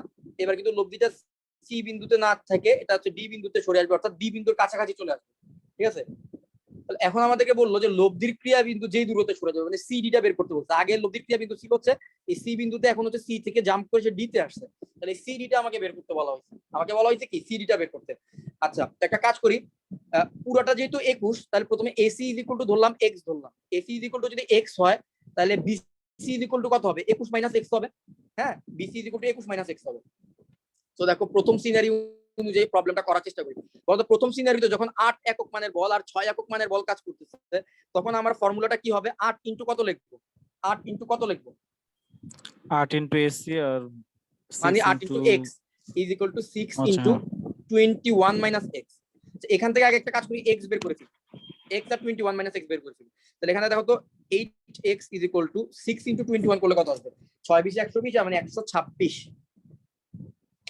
ওকে, 126 মাইনাস 6x, এখান থেকে আসতেছে হচ্ছে 14x is equal to 126। That means x is equal to কত আসতেছে? 126 minus divide by 14 is equal to 9। x is equal to আসতেছে 9। ওকে, তাহলে x is equal to AC এর দৈর্ঘ্য কিন্তু আমি পেয়ে গেছি 9, এটা 9। তাহলে তার মানে এই দূরত্বটা কত? 21 মাইনাস 9 মানে কত হবে? 21 মাইনাস 9 মানে হচ্ছে এই যে বিসি দৈর্ঘ্যটা পেয়ে গেলাম হচ্ছে আমি কত? 12 পেয়ে গেলাম, তাই তো?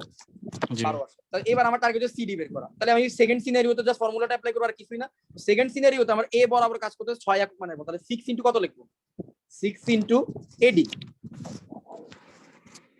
এবার ধরো এই সিডি দৈর্ঘ্যটাকে আমি এক্স ধরলাম, সিডি দৈর্ঘ্যটাকে যদি আমি এক্স ধরি, তাহলে বলো তো 6 ইনটু কত বসবে?